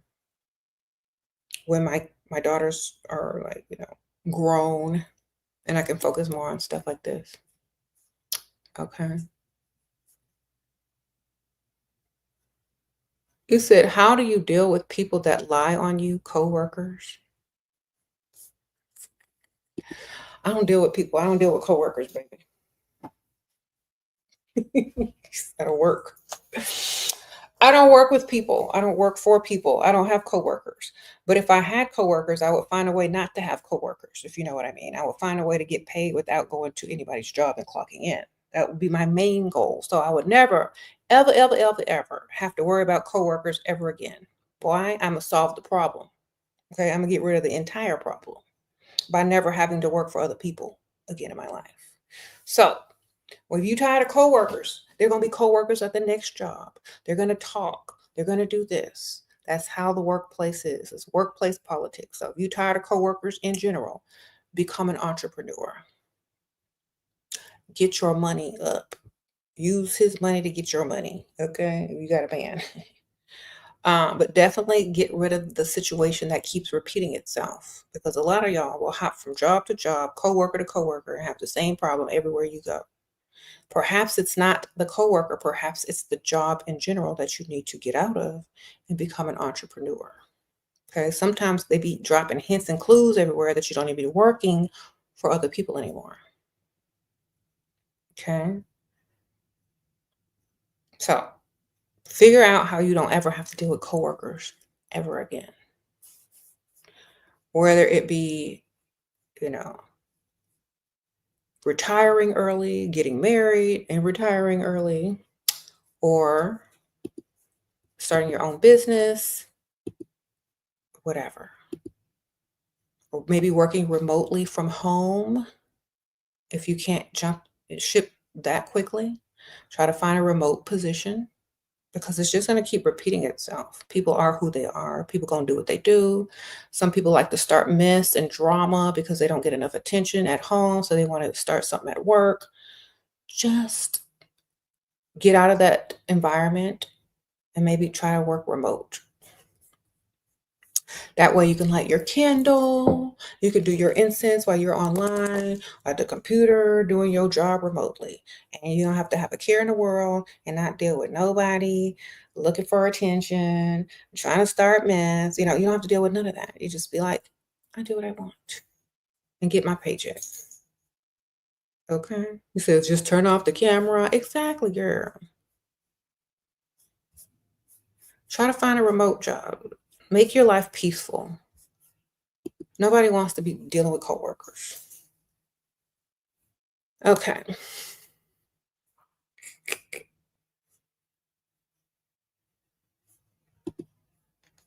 Mm-hmm.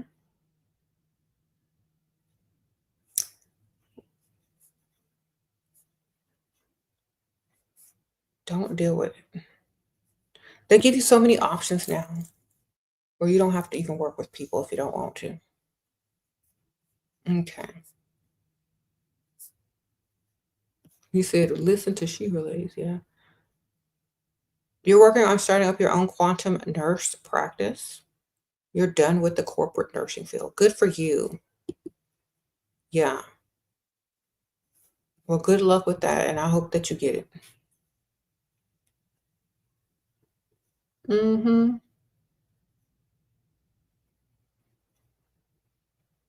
Do I have advice for someone getting famous? No. Fame should never be the goal. It should be doing what you love. That's my advice on fame for anybody. If you don't love what you do, you'll never be happy anyway. And fame don't always equal money. Get money first. If you don't have money before you have fame, sorry for you. Okay. That's my best advice to give anybody, because a lot of these people that are famous are broke. A lot of these people are famous, don't have no money. Focus on money. Do what you love. Do what you absolutely are passionate about. If you're good at it, the side effects are money and possible fame. But you need to focus on that money first, because that's what's going to help you more. All right. Fame is fleeting and it's nothing. Money, you can stack, you can build, you can invest it, you can keep it going for generations. Fame is fleeting. Focus on money. And fame may be a side effect to it. Maybe. Thank you. Hey, Rosa, how you doing?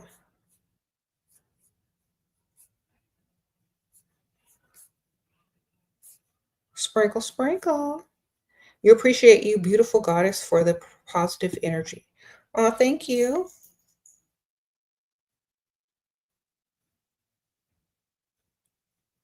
You said facts. Sometimes you can't even monetize the fame. That's true. You can monetize money though. Yeah. So focus on that, definitely.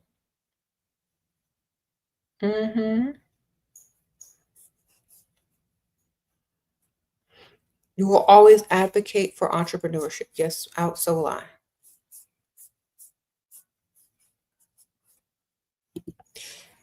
Okay. Also, if you are trying to break into entrepreneurship, I do have a book on how to do what you love. This talks about how to start a business you love with passion and your imagination. Now, this book was written before TikTok. So just imagine what you could do now if you add TikTok and all that kind of stuff to starting your business. So this gives you it's a guide, but it's not a it's not like a step-by-step instruction, but it's more of a guide on how to find your passion by using your imagination. And you can find this on Amazon. Just type in a SHERA Star Goddess and SHERA 7. I have myself under both authors' names here. So it's going to be under this name on Amazon. And so this just tells you how to get started with little of nothing, $0 at all, $100, $1,000. So it goes through your budget to see how much money you have, what you can do, So this is how I started most of my businesses, just by doing these simple things, and they grew from there. So definitely check that out on Amazon. And I think my book links are in the description bar as well. Okay. You said SHERA's book on entrepreneurship to help you with your Etsy shop. Oh, really? Well, I'm glad. Sprinkle, sprinkle. Okay. You said, what? How to have discernment and know someone's energy when talking to them. If their energy is not beneficial, I ain't talking to them. Sprinkle, sprinkle. That's how you know.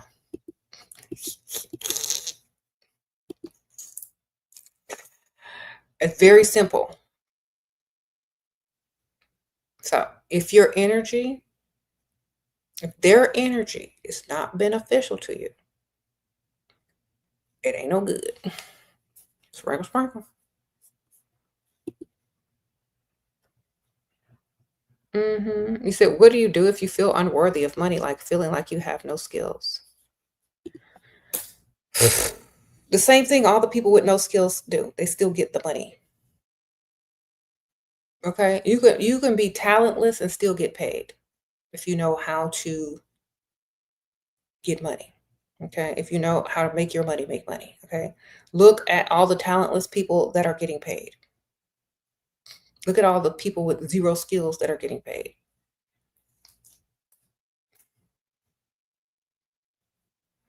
Learn from them. They can show you the way.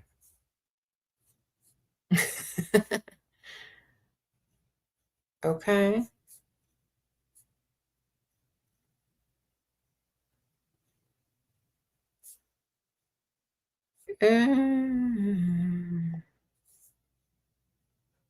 You said, and skills develop with practice. Exactly. Whatever you want to be skilled at, work on it. And then you'll become skilled at it. But in the meantime, you can build something. Are you good at social media? Can you post stuff? Build your skill set while building your social media. And by the time you have skills at whatever you do, you'll have a following that you can literally advertise to. Okay. Or build up your social media. That's a skill. Sprinkle, sprinkle. Definitely build it up. You said you are worthy because you exist. That's true. All right, I gotta wrap this up. It's getting late. I'll see y'all later. Thank you everybody who donated. I appreciate you. Remember, my books are on Amazon. I have the links are in the description bar, and I'll definitely be back next week to do the video that I promised. Appreciate you. And I'll see y'all later. Bye.